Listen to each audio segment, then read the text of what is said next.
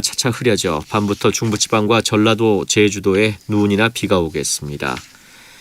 대설 예비특보가 내려진 울릉도와 제주도 산지에는 최고 20cm의 눈이 내려 쌓이겠습니다. 또 강원 내륙과 산지, 충남과 전라 서해안에는 1에서 5cm, 수도권과 충청 내륙 등지에는 1cm 안팎의 눈이 내리겠습니다. 서울 현재 기온 2도입니다. 아나운서 이규봉이었습니다. 5시 뉴스를 마칩니다. KBS. 대한민국 중심 채널 KBS 1라디오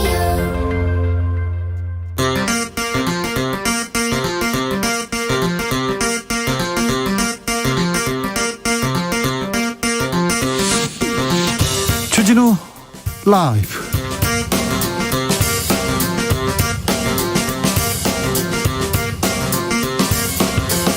(2022년 1월 10일) 월요일입니다. 안녕하십니까, 주진우입니다. 더 이상 금수저, 흑수저라는 말이 대물림돼서는 안 된다. 이재명 민주당 후보가 교육 공약을 내놓았습니다. 교육기회 사다리를 더 공평하게 세우겠다, 공정성 강조했는데요.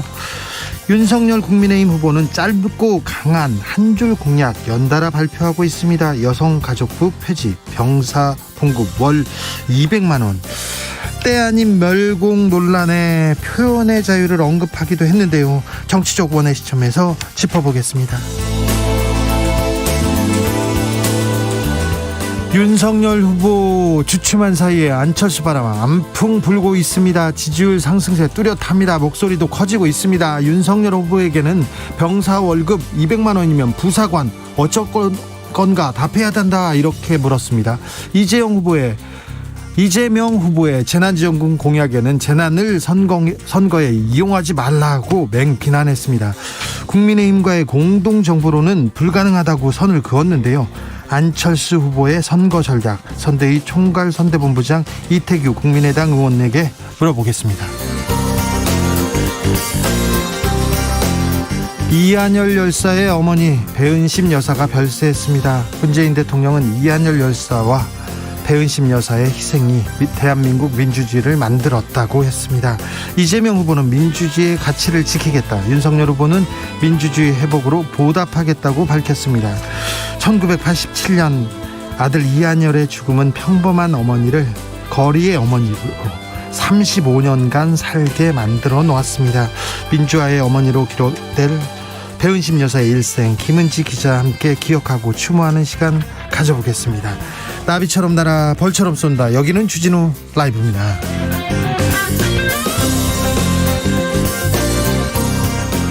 오늘도 자중자애, 겸손하고 진정성 있게 여러분과 함께 하겠습니다.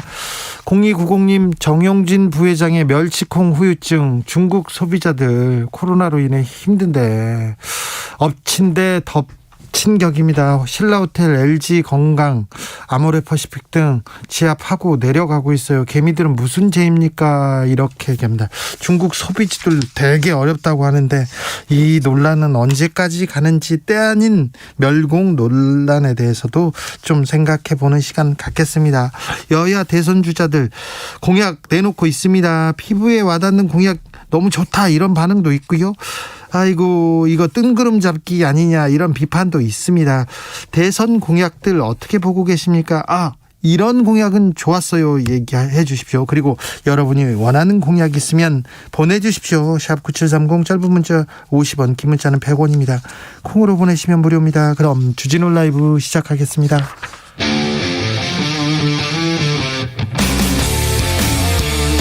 탐사보도 외길 인생 20년. 주 기자가 제일 싫어하는 것은?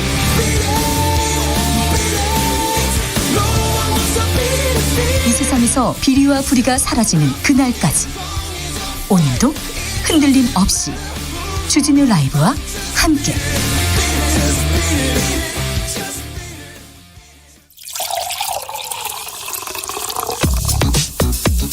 진짜 중요한 뉴스만 쭉 뽑아냈습니다. 주 라이브가 뽑은 오늘의 뉴스 주스. 정상근 기자, 어서 오세요. 네, 안녕하십니까. 주말 잘 보내셨습니까? 네, 잘 보내고 왔습니다. 네, 0798님, 주 기자님 22년도에도 한결같은 주 기자님의 버벅거림 정겹습니다. 네, 죄송합니다. 징그럽습니다. 그런 줄 알고 제가 가슴이 철렁했는데요. 네, 더 노력하겠습니다. 올해는 좀 나아져야 될 텐데 더 노력하는 그런 주 기자가 되겠습니다. 코로나 상황 살펴볼까요? 네, 오늘 코로나19 신규 확진자 수는 3,007명입니다. 네. 어제보다 366명 적고요. 지난주 월요일에 발표된 확진자 수에 비교하면 118명이 적습니다. 위중증 환자 수는 786명으로 34일 만에 700명대로 떨어졌고요. 중증 병상 가동률도 40%대로 내려왔습니다. 이제 충분히 여유가 있습니다. 네, 사망자는 34명이 나왔고 지난 주말 사이 누적 사망자는 6,000명을 넘었습니다. 네. 치명률은 0.91%까지 올라갔습니다. 그런데요, 확진자 중에 해외 유입 확진자 많더라고요. 네, 그제 210명, 어제 236명, 그리고 오늘은 239명입니다. 연일 200명이 넘는 해외 유입 확진자가 나오고 있는데요. 이 청해부대 대원 300여 명이 한꺼번에 해외 유입 확진자로 잡힌 이후 가장 많은 수의 해외 유입 확진자가 나오고 있습니다. 그만큼 전 세계적인 코로나19 확산세가 심각하다라는 의미인데요. 맞아요. 네, 지난주 전 세계 코로나 확진자가 전주 대비해서 71%나 증가했고요. 이 미국과 영국은 오미크론 점유율이 95%를 넘었습니다. 미국은 뭐 하루에 60만 명, 70만 명, 100만 명 왔다 갔다 합니다. 영국에도 수만 명씩 나오고 있습니다. 네, 프랑스도 30만 명을 연일 넘고 있는데요. 네. 우리나라도 오미크론 검출률이 지난주에 12.5%까지 올라가서 정부는 한두 달 안에 오미크론이 우세종이 될 가능성이 있다라고 밝혔습니다. 그러면서 많은 사람들이 오가게 될 설 연휴가 분수령이라고 진단했고요. 이번 주 오미크론 관련 방역 관리 및 의료 대응 체계를 발표할 방침입니다. 3,000명대 계속 좀 하락세여서 우리 괜찮겠지 생각하는데 방역 모범국 호주 10,000명대고요. 일본도 8,000명을 넘어섰습니다. 그러니까 어디가 잘했다, 어디가 낫다 이렇게 생각하지 말고 항상 긴장의 끈은 늦추지 말아야 될 것 같습니다. 어쨌든 방역도 잡고 또 일상도 회복해야 됩니다. 정부가 거리두기 완화 검토 중입니다. 네, 정부는 이번 주 사적 모임 인원 4인 제한 그리고 식당, 카페 오후 9시 영업 종료 등 이 사회적 거리두기 조치를 완화하는 방안을 검토할 예정입니다. 이번 주 수요일에 열리는 일상회복지원위원회 회의를 통해서 논의가 이루어질 것으로 보이는데요. 정부는 거리두기 조치가 방역 패스 조치보다 훨씬 큰 피해를 야기한다라고 밝혔습니다. 다만 방역 패스에 대해서는 사회적 거리두기를 대신해 유행을 통제할 수 있는 중요한 방역 수단이라면서 필요성을 거듭 강조했습니다. 네, 효과를 또 보고 있지 않습니까? 네, 그러면서 덴마크가 지난해 9월에 이 방역 패스를 해제했다가 코로나19가 재유행하자 11월에 방역 패스를 재개하고 이스라엘은 지난해 10월 이 방역 패스 제도를 강화해서 확진자가 감소했다라고 밝혔습니다. 오늘부터 백화점, 대형마트 방역 패스 적용됩니다. 네, 접종완료자가 아닌 경우 48시간 내에 발급받은 PCR 음성 확인서가 있어야 이 대형마트 등에 출입을 할 수가 있게 됩니다. 다만 16일까지는 계도 기간이고요. 적발돼도 과태료를 내지 않습니다. 그리고 3,000제곱미터 미만의 슈퍼마켓, 편의점 등은 지금처럼 방역 패스 없이 이용이 가능합니다. 그러니까 동네 마트는 거의 가능합니다. 그러니까 대형 마트, 백화점 갈 때 방역 패스가 필요한 거지 동네 마트 거의 가능합니다. 네, 그리고 식당과 카페 등 이미 방역 패스가 도입된 시설은 오늘부터 백신 패스 유효 기간이 본격적으로 적용됩니다. 기본 접종 뒤 6개월이 지난 성인이 3차 접종을 하지 않았다면 접종 완료자로 인정받지 못하고 이를 위반할 경우 10만 원의 과태료가 부과됩니다. 다만 3차 접종을 받았을 때는 접종 당일부터 바로 방역 패스 효력이 발효됩니다. 각 후보들 공약 쏟아내고 있습니다. 이재명 후보 나의 아저씨법을 꺼냈다는데 이게 뭐죠? 네, 유명 드라마에 나왔던 사회 문제였는데요. 이 부모로부터 물려받는 재산보다 이 부모로부터 승계받는 빚의 규모가 클 경우 이를 차단하겠다라는 겁니다. 이재명 후보는 젊은이들이 감당할 수 없는 부모의 빚을 떠안은 채 신용불량자가 돼서 사회에 첫 발을 내딛지 않도록 보호하겠다라며 이미 민법에 관련 제도가 있으나 이 법률 지식이나 대응 능력이 부족해 빚을 떠안은 사례가 많다라고 지적했습니다. 교육 관련 공약도 쏟아냈습니다. 네, 수능 시험의 초고난도 문항 출제를 없애겠다라고 했고요. 이 문항 출제와 검토 과정에 교사 참여의 폭을 확대하겠다라고 밝혔습니다. 또 대입 공정성위원회를 설치하고 수시 전형 전 과정을 모니터링함으로써 입시 부정을 차단하겠다라고 했습니다. 어제는 이 분양가 상한제와 분양원가 공개를 민간에도 도입한다라는 공약과 함께 이 비정규직에게 고용기간이 짧을수록 수당을 더 올려주는 공정수당 확대를 약속하기도 했습니다. 분양가 상한제, 분양원가 공개 얘기가 나왔습니다. 네. 공정수당도 얘기했고요. 계속 나오고 있습니다. 노사모 회원들이 이재명 후보를 지지 선언했네요. 네, 노사모 회원 815명이 오늘 이재명 후보 지지를 선언했습니다. 이들은 스스로를 이지 노사모로 지칭하며 이재명을 지지하는 노사모이자 이재명을 잘 아는 약칭의 의미가 있다라고 소개했습니다. 노사모 전국 대표를 지냈던 배우 명계남 씨를 비롯한 노사모 회원들은 이 노사모 노무현의 정신은 이재명 후보를 통해 구현될 것이라면서 그는 노무현처럼 살아온 사람이라고 밝혔습니다. 이 명계남 씨는 이번 회견 배경에 대해서 그 일부 친문 그룹의 반 이재명 활동이 조금 있는 것으로 알고 있다라며 이를 마치 노무현 대통령과 문재인 대통령을 지지했던 일반 시민이 이재명 후보를 지지하지 않는 것처럼 호도하는 일부 언론이 있다라고 주장했습니다. 윤석열 후보도 공약 발표 이어가고 있습니다. 네, 윤석열 후보 오늘 인천을 갔습니다. 한 중소기업을 방문해서 주 52시간 관련해서 재검토 입장을 밝혔습니다. 윤석열 후보는 근로시간 문제는 다시 국민적 합의를 도출해서 근로시간을 유연화하고 충분한 보상을 해주는 방안을 생각해봐야 한다라고 얘기를 했고요. 노동유연화라는 단어를 언급하기도 했습니다. 또한 국가와 정부는 국가와 정부가 아니면 할 수 없는 딱 그 일만 해야 한다라며 작은 정부론을 언급하기도 했고요. 정부가 재정을 써서 일시적으로 일자리를 만드는 것은 결국 다 무의에 그칠 것이라며 문재인 정부의 고용 정책을 비판하기도 했습니다. 그리고 입시에서 이 코딩에 국영수 이상의 배점을 둬야 한다라며 이 컴퓨터 프로그래밍을 정식 과목으로 채택해 대학 입시에 반영하겠다라는 구상도 밝혔습니다. 윤석열 후보 주말에 장을 본 것 같아요. 근데 큰 논란이 되고 있습니다. 네, 어제 윤석열 후보가 마트에서 장을 보면서 달걀, 파, 멸치, 콩을 샀다 이렇게 SNS에 적었습니다. 달파 멸콩. 예. 네, AI 윤석열이 달파 멸콩이란 표현을 썼는데요. 이 달이 문재인 대통령, 이 파는 없애고 깨트린다는 한자 파, 그리고 멸콩은 멸공을 의미한다라는 지적이 나왔습니다. 이후 나경원 전 의원, 이 최재형 전 감사원장도 비슷한 행동을 SNS에 올렸는데요. 정용진 신세계그룹 부회장이 얼마 전 SNS에 멸공이란 단어를 썼다가 인스타그램으로부터 삭제된 것이 논란에 된 것에 대한 응원 차원으로 보이는데 다만 정용진 부회장이 중국 관련 기사를 이후에 링크하면서 멸공이란 단어를 썼기 때문에 이 정치권에서 이를 언급하는 것이 외교적으로 부적절하다라는 지적도 나왔습니다. 네. 또한 그 워낙 오래된 냉전시대 용어이기 때문에 이 민주당은 구시대적 색깔론, 일배 논리라고 비판하기도 하고 있습니다. 이에 대해 윤석열 후보가 기자들로부터 질문을 받았는데요. 가까운 마트에 가서 필요한 물건을 그냥 산 것뿐이다 라면서 이 멸치 육수를 많이 내먹기 때문에 멸치를 자주 사는 편이고 또 아침에 콩국을 많이 먹기 때문에 콩도 늘 사는 품목 중 하나다라고 말했습니다. 그래서 멸콩이 우연히 나왔다고요? 이렇게 나왔다고요? 그렇게 보이진 않는데 나경원 전 의원은요? 최재형 전 감사원장은요? 왜 때 아닌 멸공이 나왔을까요? 6466님, 멸공은 제가 예비군 받던 시절에나 보던 글씨인데 말이었는데 아직도 멸공 타령이라니요 얘기하셨습니다. 송호관님께서는 저는 66년도에 군대에서 구보시 멸공 통일을 외쳤었는데 이렇게 해서 66년도에 쓰던 얘기였군요. 예, 국민의힘 내부에서도 조금 자제하자 이런 목소리가 나오고 있어요. 네, 이준석 대표는 오늘 그 윤석열 후보가 가볍고 위트 있게 대응했다라고 평가하면서도 이 자당에서 벌어지는 이른바 멸콩 릴레이에 대해서 과하다라고 평가했습니다. 원희룡 선대위 정책본부장은 누가 어떤 아이디어로 한 건지 실제 그런 의도로 한 건지 알 수는 없다라면서도 사실 썩 동의하기는 어렵다. 뭐 저건 뭐지? 좀 그런 생각 정도다라고 말했습니다. 김종인 전 비대위원장도 좀 비판했고요. 네, 때 아닌 멸공 논란. 네, 썩 뭐 반갑진 않습니다. 네, 무슨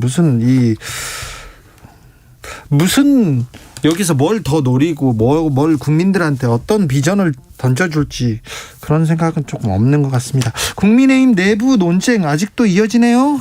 네, 윤석열 후보와 이준석 대표의 극적인 화해로 이 잠잠해졌던 국민의힘 내용이 이 국회의원 재보궐선거 공천을 둘러싸고 다시 불거지고 있다라고 YTN이 보도했습니다. YTN은 오늘 국민의힘 최고위원회의가 서울 서초갑 이 충북 청주 상당 당협위원장 임명을 두고 경론을 벌였다라고 보도했는데요.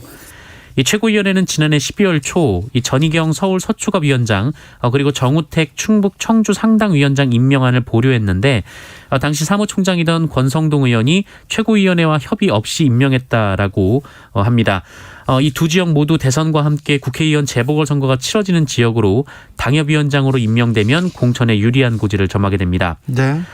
이에 일부 최고위원들은 당원 당규에 규정된 최고위 승인 절차도 무시한 이 월권 임명이 이뤄졌다라고 비판했다고 하는데요. 이 최고위는 곧 회의를 열고 다시 이 문제를 논의하기로 했다라고 합니다. 대선 전국에 젠더 이슈가 또 등장했습니다. 네, 윤석열 후보는 지난 금요일 SNS에 여성가족부 폐지 이렇게 7글자를 게재했습니다. 앞서 윤석열 후보는 여성가족부를 양성평등가족부 형태로 개편하는 방향의 공약을 내놓은 바 있는데요. 아예 폐지하는 방향으로 튼 것으로 보입니다. 이거 이준석 스타일인데 윤석열의 이준석 스타일 성공할 수 있을까요? 네, 이준석 대표는 여성가족부 폐지는 당의 주요 의사결정권자들이 공유하고 있는 생각이라고 말했는데요. 하지만 원희룡 정책본부장은 이런 공약을 내는 것을 전혀 몰랐다라고 말을 하기도 했습니다. 네, 정책 책임자는 원희룡 본부장인데요. 아무튼 담요를 이렇게 가른다, 갈라서 한쪽에다 한쪽 표를 원한다. 이게 좋은 정책일까요? 이재명 후보도 뭐 입장을 냈어요. 이재명 후보는 지난 7일 여성인권, 이 페미니즘 등을 다루는 유튜브 채널 다페이스에 출연하는 데 이어서 9일에는 이 마포구 카페에서 청년들과 만나 이 페미니즘도 더 나은 세상을 만들기 위한 노력이다라고 말했습니다. 민주당은 윤석열 후보의 행보를 성별 갈라치기로 규정하고 논쟁에 뛰어들지 않겠다라고 밝혔는데요. 민주당은 현실에서 여성에 대한 불평등이 있는 것도 사실이라며 이재명 후보는 여성이 안전한 사회, 20대 여성의 공정한 기회를 위한 공약을 반복해서 제시할 것이다 라고 밝혔습니다. 네, 김종현님께서 멸공이 뭐예요? 멸치공화국인가요? 얘기하셨고요. 0290님, 윤 후보님 볶음용 멸치로 육수를 낸다고쇼 얘기합니다. 윤 후보가 조림용 멸치를 들고 사진을 찍었는데 네. 볶음용 멸치로 육수를 만드는 건 좀 이거는 맛은 이건 아니죠. 네, 요리를 잘 하시는 분이 왜 그러십니까? 네. 안철수 후보 요새 안풍이 심상치 않다고 지금 얼굴이 굉장히 항상 웃고 다니시더라고요. 그런데 공동정부론 선 그었습니다. 국민의힘한테 일단 선 그었어요.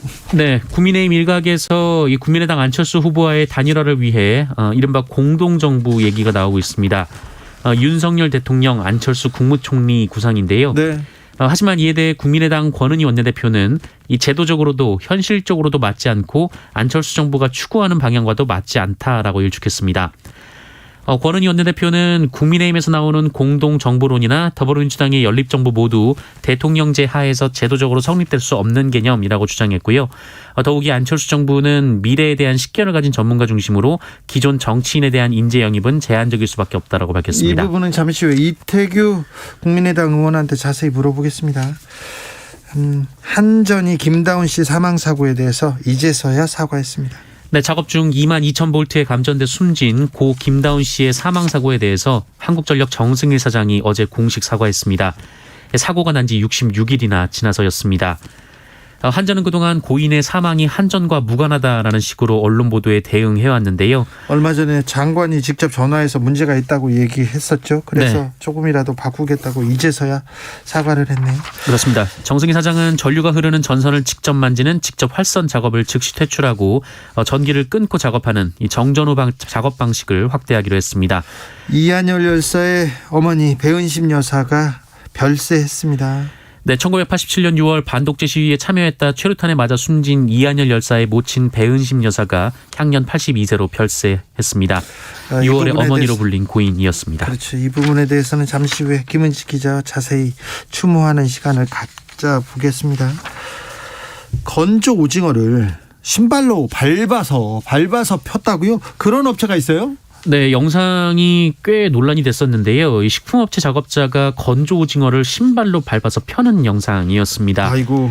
식품의약품안전처가 오늘 해당 업체를 찾아서 관할 관청에 행정처분을 의뢰했다라고 그래서 밝혔습니다. 해당 업체가 누굽니까? 뭡니까? 네, 경북 영덕군 강구면에 위치한 주식회사 농어촌 푸드 이미 확인이 됐습니다. 네. 뿐만 아니라 위생모 마스크, 작업장 청결 불량 등 여러 사항이 적발됐다라고 합니다.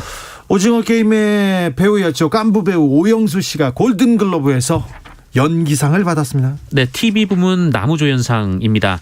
한국계 배우인 샌드라오 그리고 아쿠아피나가 연기상을 받은 적은 있습니다만 한국 국적의 배우가 골든글로브 시상식에서 상을 받은 것 자체가 이번이 처음입니다. 후보로 올라간 것도 이번이 처음이에요. 네, 이정재 씨도 나무주연상 후보에 올랐는데요. 아쉽게 불발이 됐습니다. 주스 정상근 기자 함께했습니다. 감사합니다. 고맙습니다. 여러분의 공약은 뭔가요? 물어봤더니 계속 공약, 좋은 공약도 쏟아집니다. 0655님, 주 기자님, 자동차세 개편요. 수입차들이요 1억씩 하는데 배기량이 낮아서 소나타 정도 세금만 내더군요. 이런 건 대선 공약에서 꼭 필요해 보입니다. 얘기하셨고, 0458님, 절실한 정책 공약. 국민연금 개혁이요. 국민연금에 대한 개혁. 이거 많은 얘기는 나오는데 좀 이번 대선 공약에서 공약 경쟁에서 이 부분에 대한 경쟁도 좀 보고 싶습니다. 0316님, 노상방뇨, 금연지역 위반, 주정차 위반 등 경범죄 처벌 좀 제대로 하는 법안 만들어주세요. 너무 많아요. 노상방뇨 누가 많이 아닙니까? 이거 막아야죠. 네. 7718님, 청년들만 사는 세상 아닙니다. 노인 복지 공약도 해주세요. 김한길님, 정년 퇴직하는 사람들 위한 공약도 부탁드려요. 이렇게 생각하시는 분들이 많습니다. 그러니까 노인 그리고 정년 퇴직자들을 위한 좀 공약 부탁드리겠습니다. 5500님, 안녕하세요 주 기자님. 진행이 너무 정겨운 것 같습니다. 저는 저처럼 말 못하는 진행자도 하나는 좀 있어야죠.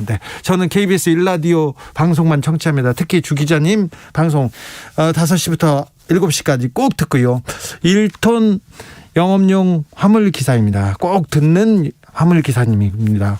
도로 주행 시 방지턱이 너무 높아서요. 무거운 짐 실려 있을 때 턱 넘어갈 때요. 거의 정지 상태에서 넘어가야 돼서요. 높이를 10cm로 통일시켜 주셨으면 고맙겠습니다. 이 방지턱이 어떤 데는 높고 어떤 데는 낮습니다. 이건 통일하는 게 맞는 것 같습니다.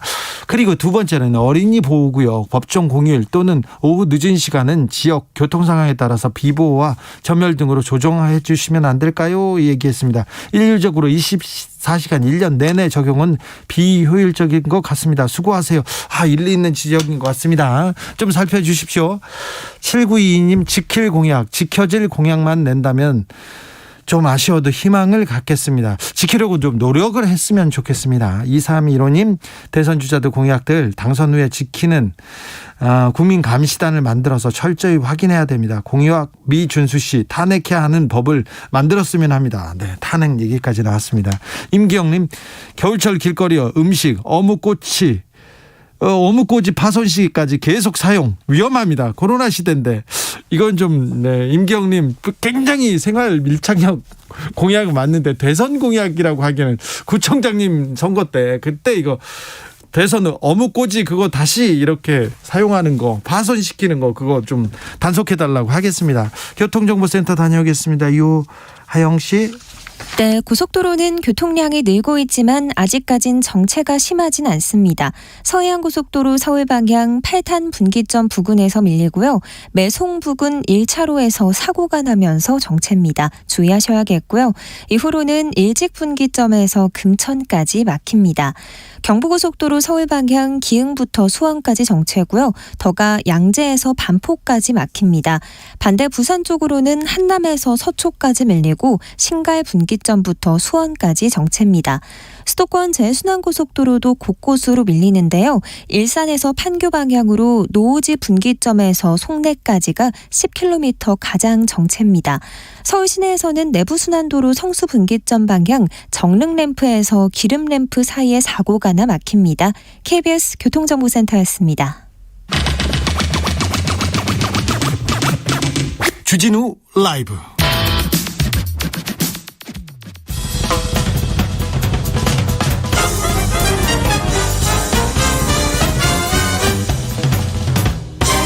훅 인터뷰. 모두를 위한 모두를 향한 모두의 궁금증 훅 인터뷰.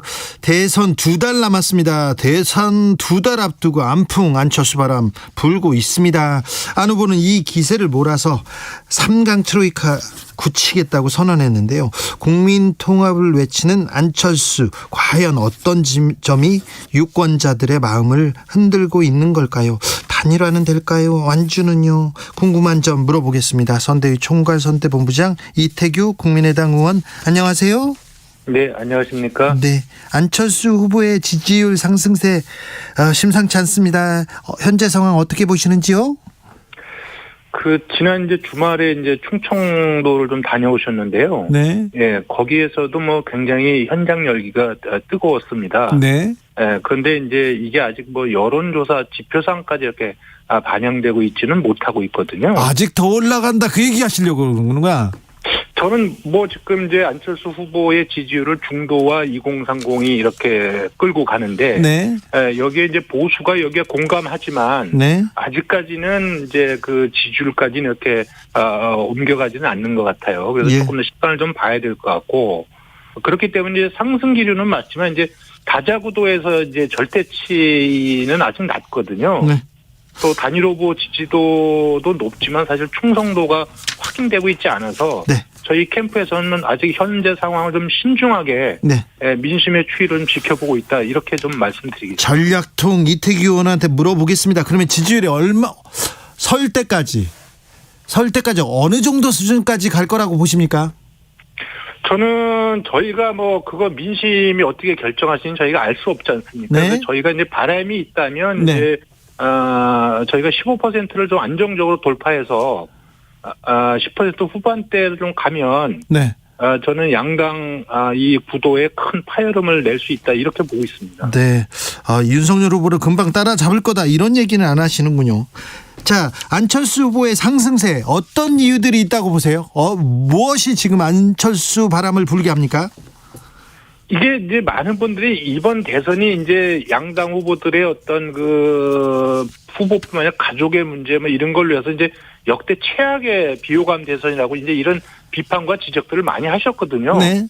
근데 이런 상황이 개선되지 않고 오랫동안 지속되고 누적되니까 여기에 국민들의 국민들의 같이 함께 저는 누적됐다고 보여지고요. 네. 그러다 보니까 안철수 후보를 다시 찾게 되고 또 재평가하게 됐다 이렇게 보여지고 또 실질적으로 안철수 후보의 출마 선언문부터 그동안 하신 말씀들을 다 찾아보니까 이게 도덕성이나 또 정책 비전이나 이런 부분에서 하나 잘못된 게 없고 깔끔하거든요. 그러다 보니까 안철수에 대해서 호감도도 같이 동시에 상승하면서 이런 현재 어떤 대선의 어떤 중심 인물로 이렇게 좀 부상하고 있는 것이 아닌가 이렇게 보고 있습니다. 지난 선거에서도 그렇고요. 역대 선거에서 안철수는 항상 중심 인물이었어요. 그런데 항상 끝은 좋지 않았는데 다른 선거와 좀 차별하다는 점이 있습니까?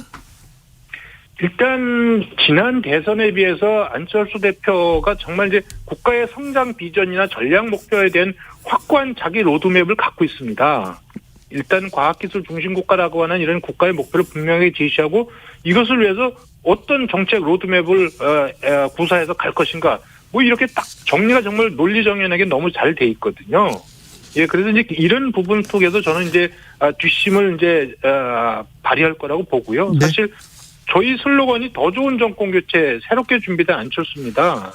그래서 금방 말씀드렸지만 이 정치 지도자로서의 뚜렷한 국가의 방향을 제시하고 여기에 맞는 미래지향적인 어떤 개혁 공약들 이거를 착실하게 배치하면서 국민들께 말씀드려 나간다면 저는 국민들께서 평가해 주실 것이다 이렇게 믿고 있습니다. 자, 대선 쟁점 몇 가지 물어보겠습니다. 젠더 이슈가 다시 떠오릅니다. 여성가족부 폐지 이렇게 7글자를 윤석열 후보가 올렸는데요. 어떻게 보세요? 저희도 여성가족부의 개편에는 찬성하는 거고요. 이미 지난 2017년도에도 여성가족부를 개혁하겠다고 이미 공약을 내건 적이 있습니다. 그래서 일단 현재 여가부의 제 기능과 역할에 대해서 문제가 있지만 전 제1야당이면 제1야당답게 조금 정부 조직 개편을 좀 종합적인 차원에서 좀 접근해서 좀 그랜드 디자인을 좀 제시하면 어떻겠냐 이런 아쉬움이 있어요. 이렇게 단편적으로 하지 말고 왜냐하면 이 여가부를 없애버리면 사실 대체 부서도 고민을 해야 되는 거거든요. 그러면 네. 국민들께 공약을 말씀드린다면 그 대체 부서까지 고민을 하고 또 그 기능과 역할을 어떻게 재조정할 것인가 최소한 여기까지는 말씀을 하셔야 되는데 이것이 그냥 7글자 그냥 하나 뚝 던져버리는 거 이건 굉장히 무책임하다고 생각이 들어요. 네. 자, 멸공 논란에 대해서는 어떻게 보시는지요? 저는 뭐 자세히는 못 봤습니다. 그게 이제 뭐 지명도가 있는 분이 뭐 그런 말을 해서 왜 개인의 의사 표현에 대해서 난 정치권까지 거기서 왈가불가 하는지 저는 이해가 잘 안 되고요. 네. 그 국민의힘이 무슨 멸공 챌린지인가 이런 예. 걸 한다고 들었는데 예. 저는 지금 그거 할 때가 아니고요. 네. 그 정권 교체 챌린지나 이런 거를 해야죠. 제1야당이라면. 네, 네. 저는 좀 답답합니다. 알겠습니다. 저기 이재명 후보의 탈모약 공약은요? 지금 문재인 케어 때문에 지금 한 2년, 3년 안에 그 건강보험 그 적립금이 고갈된다 지금 이런 위기에 빠져 있습니다. 네. 그런데 여기서 그런 거 생각 안 하고 또 이렇게 표만을 노리고 이렇게 한다는 건 정말 아주 전형적인 포퓰리즘이거든요. 네. 아니 이 탈모 때문에 고민하시는 분 많지만 우리가 건보 조정의 우선순위를 따져본다면 이게 암이나 치매나 중증 환자 이분들 먼저 챙겨야 되거든요. 네. 이분들은 가족 환자 개인의 문제뿐만 아니라 가족 전체가 고통받고 있잖아요. 예. 그래서 이런 부분들 먼저 해야지. 그리고 이 탈모 치료는 제가 볼 카피하게 약간이나라는 그 정책 대안이 있습니다. 그러면 그런 것을 좀 찾아야지. 무조건 이거 곡간 털어먹고 네. 또 아니면 빚내자. 이런 정신 좀 안 하셨으면 좋겠어요. 알겠습니다. 대안을 가지고 있군요. 국민의당에서는요. 네. 자, 안풍이 심상치 않습니다. 이준석 대표가 그래서 그런지 일시적 지지율 상승이 앞으로 지속되기 어렵다. 그러면서 안철수 후보에 대해서는 계속 평가절하하고 있습니다. 좀 구원이 있는 것도 같고요. 무슨 이제 지지율 상승이 지속되기 어렵다. 이건 이제 제1야당의 뭐 희망사항을 이야기한 거 아니겠습니까? 네. 예. 그리고 뭐 또 야권 단일화에 대해서는 뭐 안 후보 측에서 굉장히 몸이 단 것으로 한다. 뭐 이런 말도 했다고 그래요. 그렇죠. 근데 우리 당은 단일화의 단자도 꺼낸 적이 없고요. 이게 뭐 또 본인이 혼자 또 북치고 장구치고 이러는 건데. 네. 이거 급하니까 이제 당대표가 직접 나서가지고 이게 가짜뉴스 이렇게 생산하고 그러면 안 되는 거죠. 저희가 네. 그런 얘기를 한 적도 없어요. 안철수 후보가 인터뷰에서 뭐 단일화는 없다고 이렇게 얘기했죠. 그 단일화 하자고 지금 하고 최근에 공동정부까지 막 꺼내 들어가지고 말 흘리고 다닌 데는 국민의힘 아닙니까? 네. 네. 단일화에 몸을 단 거는 국민의힘입니까? 이준석 대표가 이야기한 거는 가짜 뉴스죠. 네. 아, 그렇습니다. 근데 네. 국민의당은 전혀 뭐 단일화에 대해서는 관심이 없습니까? 지금 안철수 후보가 상승 기류를 타고 있지 않습니까? 네. 이런 쪽에 단일화라고 하는 정치 프레임을 거는 거는 네. 안 대표의 상승세를 차단하려고 하는 거죠. 그 의도가 너무나 명확해 보이는데. 네. 그리고 지금 국민들께서 안철수 후보를 다시 한번 관심 있게 지켜봐 주시고 재평가하시는데 그러면 안철수 후보가 갖고 있는 비전과 정책 대안을 국민들께 말씀드려 나가야지. 네. 지금 딴 데 가가지고 그 무슨 단일화 게임 협상하고 이럴 때가 아니지 않습니까? 예. 네. 그런 입장도 아니고 그런 시점도 아니다. 네. 근데 만나자고 하면 만날 수 있다고도 했어요. 안철수 후보가 저 윤석열 후보와. 그래서 원론적인 이야기였다고 말씀하시잖아요. 아니 정치인이 만나자 그러는데 예. 굳이 나는 안 만난다 이렇게 이야기할 필요는 없는 거죠. 예. 네. 그 이상도 이하도 아닙니다. 자, 단일화될 경우 당선 가능성이 높아진다 이런 여론조사가 계속 나오고 있어요. 안철수 후보로 단일화될 경우. 그거는 그런 지표를 제가 뭐 한두 개 봤는데요. 네. 결국은 지금 국민들이 봤을 적에 확장성이 크다. 윤석열 후보에 비해서 이거를 이제 그 지표가 입증해 주는 거거든요. 그러니까 지금 만약에 단일 후보가 됐을 적에 지금 정권 교체의 그 열망이 한 50% 내외 뭐 이렇게 좀 보여지는 거거든요. 네. 예, 이걸 온전하게 다 담아낼 수 있는 그릇이 누구냐? 여기에 대해서 유권자들이 저는 이제 평가해주고 계신다. 그렇게 이해합니다.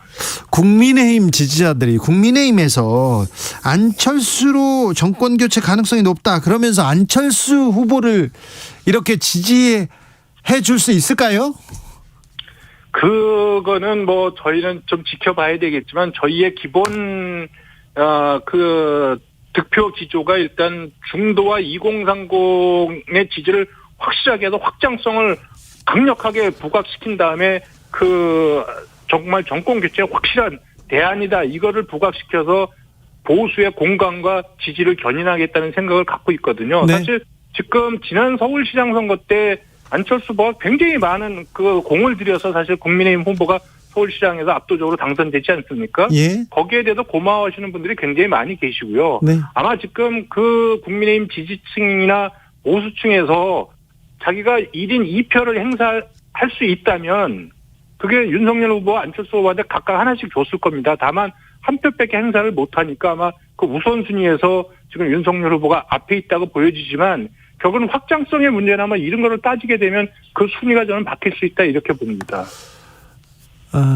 가정입니다. 윤석열 후보의 당선을 위해서 이번에도 조력자 역할을 할 수도 있습니까?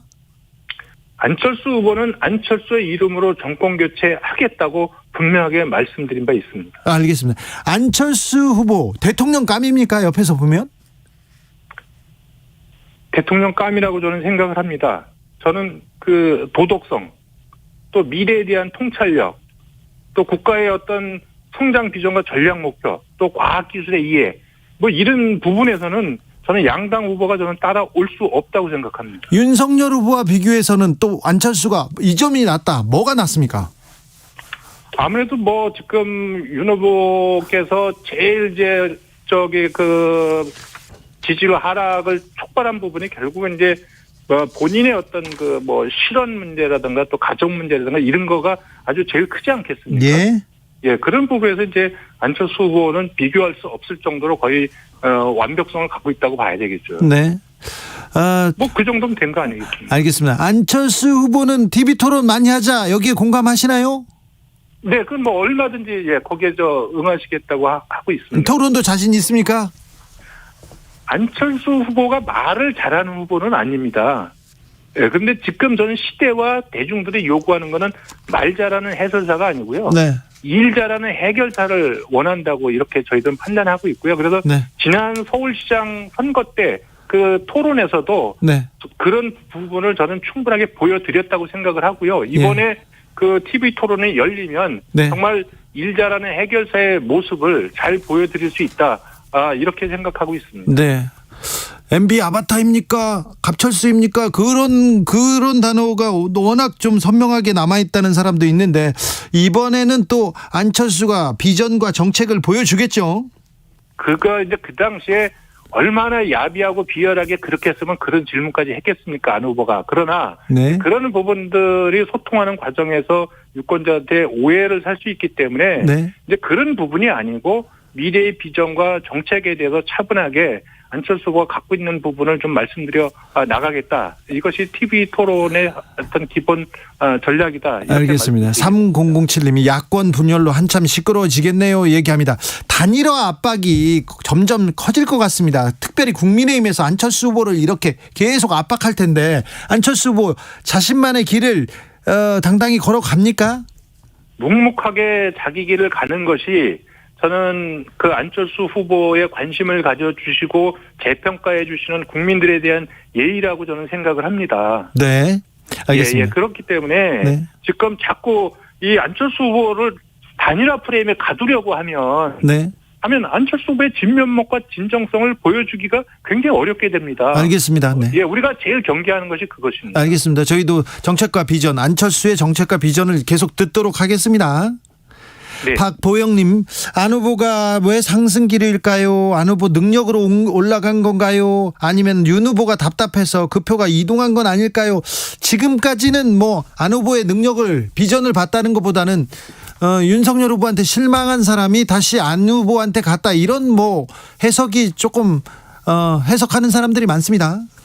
그 해석도 저는 일리가 있습니다. 그래서 이제 그런 제1야당의 문제로 촉발된 외생 변수가 안철수라는 후보를 다시 보게 한 계기를 줬거든요. 네. 그렇지만 그 다시 봤을 적에 안철수 후보가 도덕성도 없고 준비도 안 돼 있으면 표가 그렇게 가겠습니까? 지지율이? 그렇지는 않습니다. 그렇게 다시 살펴보니까 안철수 후보가 굉장히 준비가 잘 돼 있구나. 이거를 지금 평가해주고 계시는 중이다. 저희는 그렇게 이해하고 있습니다. 알겠습니다. 1호님은 도덕성만으로 나라를 잘 이끌 수 있다면 얼마나 좋겠습니까? 안 후보님, 정치 외교 감각이 좀 많이 부족하다는 생각이 좀 듭니다. 이런 의견도 주셨어요.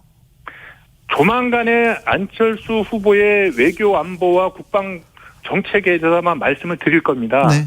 예, 그래서 그것을 들으시면 정말 냉정하고 냉철하게 준비가 잘 돼 있구나. 이거를 아마 아실 수 있을 거라고 제가 그런 말씀을 좀 드리겠습니다. 알겠습니다. 준비가 잘 되었습니까?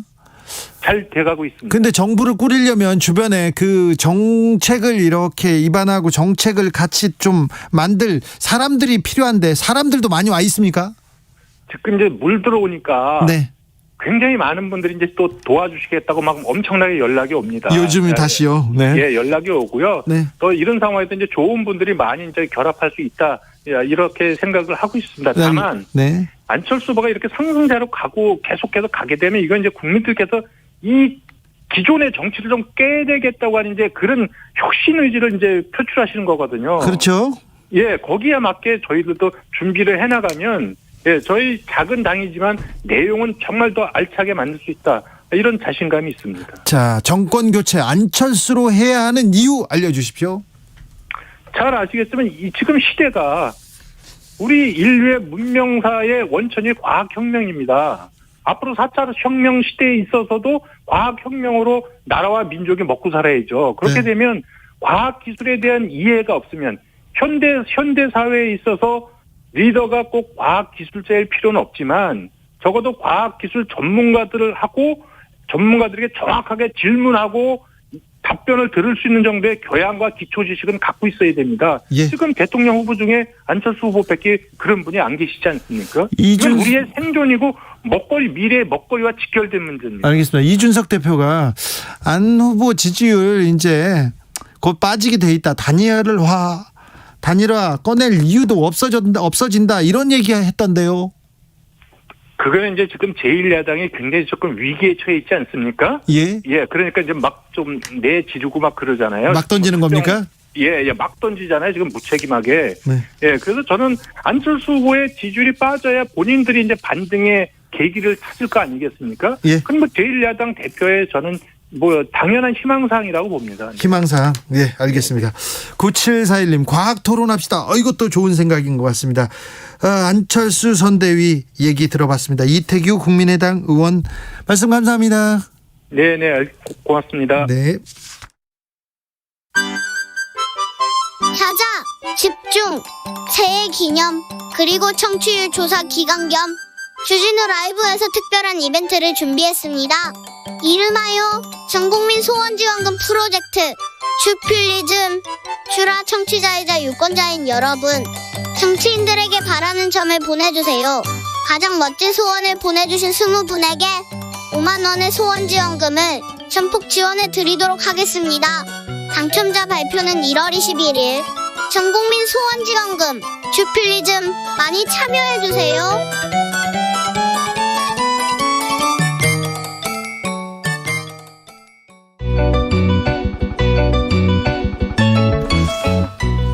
한층 날카롭다, 한결 정확하다, 한편 세심하다. 밖에서 보는 내밀한 분석, 정치적 원의 시점. 오늘의 정치권 상황 먼 외에서 더 정확하게 분석해드립니다. 최민희 민주당 선대위 미디어 특보단장 어서 오세요.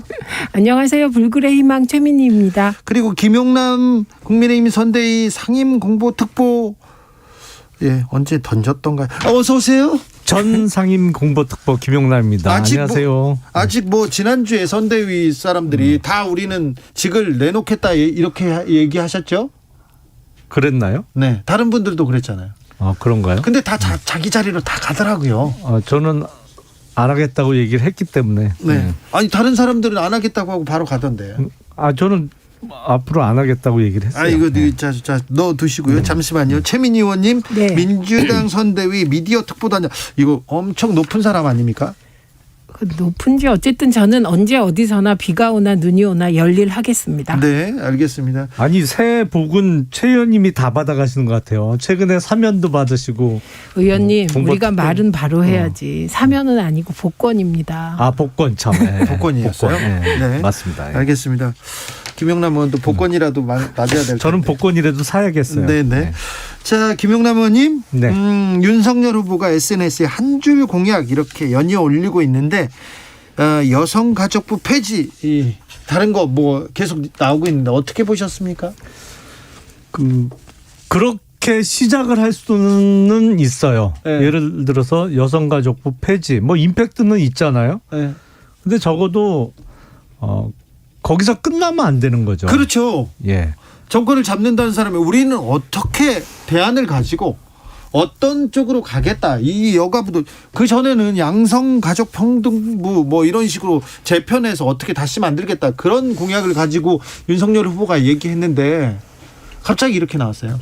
아니 저는 평소에 지론이 그 정부 부처 개편과 관련해서 보건복지부가 지금 너무 비대하거든요. 네. 그래서 보건 분야하고 복지 분야를 좀 떼어내서 보건은 지금 질병관리청하고 합쳐야 되고 복지부하고 여성가족부를 합치는 식으로 이제 정부 조직 개편 그 외에도 뭐 산업부하고 중소기업 벤처부에 합치는 것도 생각해 볼 수 있습니다만 그게 제 평소 지론이었는데 좀 아쉬운 거는 여성가족부 폐지라는 화두를 던졌으면 그 이어서 적어도 그 다음 날에는 뭐 앞으로 어떻게 하겠다 어떤 이유에서 이렇게 하고 또 전체적인 정부 조직 개편의 방향을 이렇게 가져가겠다는 게 디테일한 부분이 나와야 되는데 그게 늦어져요. 그런 행정조직 개편 그런 좀 생각이 아니라 2030들 남성들한테 막 마음을 사겠다 던지겠다 이거 이준석 스타일인 것 같은데요. 최민희 의원님 어떻게 보셨어요? 우선 7자 공약 발표하셨으면 이제 7줄 설명을 할 때다. 이렇게 봅니다. 그리고 설명을 했어요. 네. 그 이후에 추가로 나온 발언이 좀 더 생각해 보겠다가 하나 나왔고 그다음에 남녀를 나누는 부처가 아니라 가족, 아동, 인권 감소, 인구 감소 등을 다루는 부처를 만들겠다. 이렇게 얘기를 했어요. 그러니까 저는 우선은 여성가족부를 남녀를 나누는 부처라고 생각하고 계셨구나. 그게 깜짝 놀랐습니다. 그래서 이 부분에 대해서는 그 여성가족부 폐지 7자로 페북에 쓰는 게 쌈박했죠. 그런데 이 세상 일이 쌈박한 게 어디 있습니까? 네, 그리고 이것은 이준석 아바타라는 말이 나올 정도로 이준석 대표의 이대남을 겨냥한 젠더 갈라치기의 후보가 그냥 쫓아가고 있다. 이렇게 보이는 건 굉장히 문제라고 생각합니다. 그리고 만약에 젠더 갈라치기, 이대남 표심 흡수를 위한 그런 그 전략이 아니라면 이 부분은 저는 국민의힘에 묻고 싶어요. 이게 국민의힘 전체의 생각인가? 당장의 원희룡 그 정책본부장도 나하고 상의도 없었다. 이렇게 얘기하지 않습니까? 근데 이렇게 후보가 이런 식으로 이 중요한 젠더 문제까지 포함한 이런 문제를 이렇게 가볍게 던질 수 있는 건가 싶습니다. 저도 앞서 말씀드린 대로 그 후속 조치가 있어야죠. 네, 당연히 그 한 줄 딱 나온 다음에 아무것도 없으면 안 되는 거죠. 그 기왕에 그러면 여성가족부는 폐지하자는 의견도 상당히 있으니까 폐지 쪽으로 결론을 냈다면 추가적인 그 이유 설명도 있어야 되고 추가적인 다른 정부 조직 개편에 대한 큰 틀에 대한 어떤 공약이나 이런 게 발표가 이어져야 되는 거고 거기서 끝나는 건 이상하죠. 안 되죠. 그러면. 뿐만 아니라 저는 그날 저녁이 정말 저한테는 이상한 밤이었습니다. 제1야당 후보가 여성가족부 폐지 딱 던지니까 심상정 후보가 여성가족부 확대 강화를 딱 또 페북에 던지셔요. 네.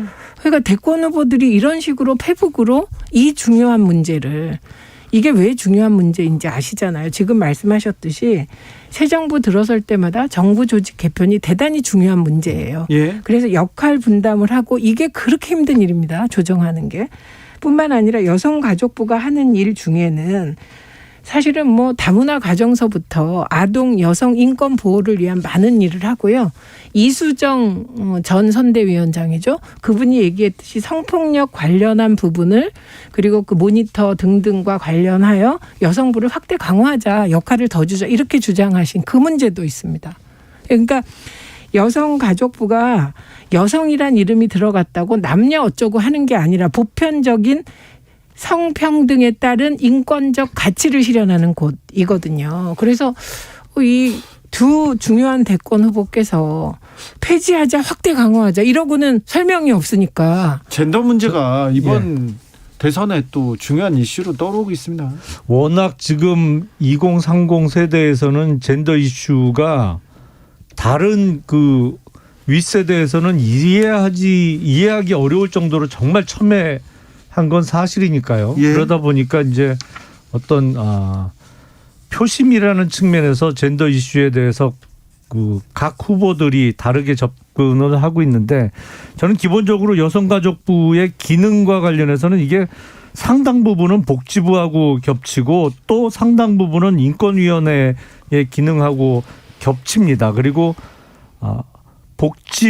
지금은 이제 보건복지부입니다만 거기에 웬만한 실국만도 못한 조직과 예산이 배정되어 있거든요. 여성가족부에서. 그래서 이걸 굳이 부로 유지할 필요가 있나 뭐 이런 생각은 갖고 있어요. 근데 아무튼 토론이 길게 필요해 보이는 그런 주제입니다. 그렇죠. 그런 네. 거를 이렇게 뭔가 설명이 계속 나와야 되는데 그게 안 나오니까 답답해요. 그래서 저는 감히 제안합니다. 네. 주진우 라이브에서 후보들을 불러서 이 문제부터 토론하십시오. 네. 여성가족부를 어떻게 할 것인가. 한쪽 그리고 후보가 잘 안 나오려고 그래요. 네, 그거는 이제 아니, 김용민 한대요. 특보에서 네. 하고 한데요. 네. 좀 안 나오려고 그래요. 그다음에 중요한 건 네. 저는 적어도 이 정도 설명은 있어야 된다고 생각해요. 저는 개인적으로 이게 뭐 여성부, 여성가족부 명칭이 바뀌어왔잖아요. 네. 그런데 이게 시대적 역할을 다한 기능이 있습니다. 그 네. 부분은 폐지해야 된다고 생각해요. 저도. 최연정님께서 여성 남성 다 빼고 그냥 가족부로 갑시다 네. 이런 분도 있고요. 여성보다 지금은 아동을 위한 정책이 필요합니다. 아동 가족부로 갑시다. 고재성님도 그랬고요.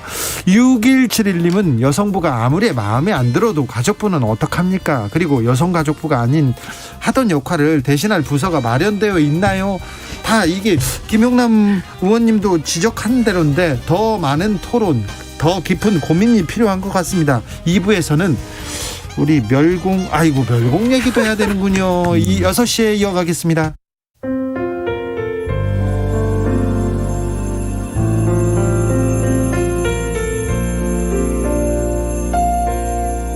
KBS 라디오 연중기획 희망충전 대한민국 464번째 이야기. 안녕하세요. 아나운서 이현주입니다. 해가 중천에 뜬 아침에도 지율이네 집은 여전히 어둠과 적막이 가득합니다. 햇빛이 들어오는 집에서는 한 번도 살아본 적이 없는 지율이. 부모님의 소원은 단 하나뿐입니다. 올해 초등학생이 되는 지율이에게 햇살이 내리쬐는 창문이 있는 방을 선물하는 것. 하지만 청각장애 1급의 지율이 부모님에겐 이사는 그저 꿈같은 일입니다. 또 최근에는 지율이 엄마가 심장수술을 받게 되면서 온 가족이 모두 좌절의 늪에 빠졌는데요. 언어치료를 받고 있는 지율이의 정부 지원이 곧 끝난다는 소식까지 들려오면서 가족들은 한없이 무너지고 있습니다. 끝이 보이지 않는 어둠을 지나고 있는 지율이네 가족에게 여러분이 한 줄기 빛이 돼주세요. 여러분의 따뜻한 손길이 희망의 빛이 됩니다.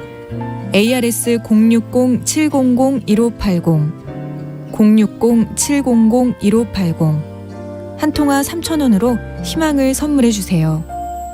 KBS 라디오 연중기획 희망충전 대한민국은 초록우산 어린이재단, 인탑스 주식회사 그리고 청취자 여러분과 함께합니다.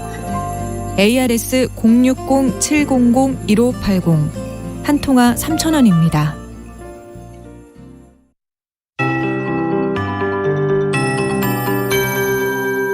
KBS 58분 날씨. 오늘 밤부터 내일 새벽까지 중부지방과 전라권, 제주에 눈이 곳에 따라 오겠습니다. 서울의 경우 이제 앞으로 7시경까지 눈이 좀 날릴 것으로 생각을 하고 있고요. 그리고 8시부터 9시 사이에 저녁 무렵에는 눈이 쌓이는 곳도 있겠습니다. 기온이 떨어지면서 쌓인 눈이 얼 것으로 예상되기 때문에 내일 새벽에 빙판길 주의를 하셔야 되겠고요. 또 기온도 큰 폭으로 떨어지면서 한파가 다시금 찾아왔습니다. 한파 특보는 오늘 밤 9시를 기해서 경기 북부 북부와 강원 내륙과 산지에 발효되겠고 그 밖의 지역도 영하권의 추위와 함께 바람도 강하게 불면서 체감온도가 크게 내려앉겠습니다.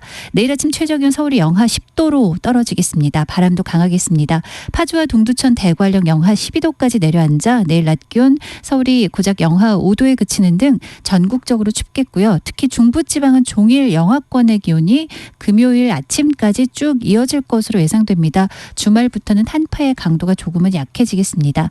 먼지 한기도 심각한데요. 전국 곳곳에 초미세먼지 특보가 발효 중입니다. 수도권과 세종, 충청, 전북은 오늘 밤 9시까지 고농도 미세먼지 비상 저감 조치도 유지되겠습니다. 서울을 비롯한 주로 수도권과 충청, 전라, 전남, 남해안 쪽은 1에서 3cm 정도의 눈이 내일 새벽까지 내릴 것으로 예상하고 있고요. 그 밖의 지역도 눈이 좀 날리거나 내리겠습니다. 지금 서울 기온 2.4도입니다. 최영우였습니다.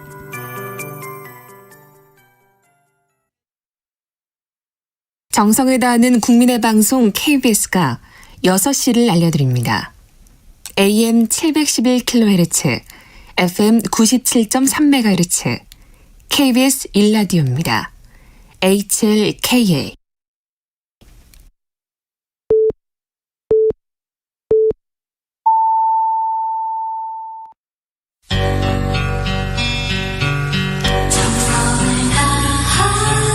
정성을 다하는 국민의 방송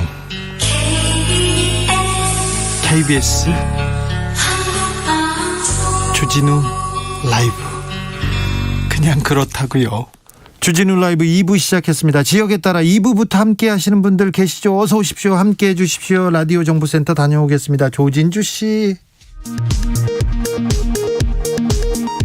백화점과 대형마트에도 방역 패스가 적용된 첫날인 오늘 전국 곳곳 매장에서 병목 현상이 빚어졌고 꼼꼼한 방역 패스 검사에 항의하는 목소리도 이어졌습니다.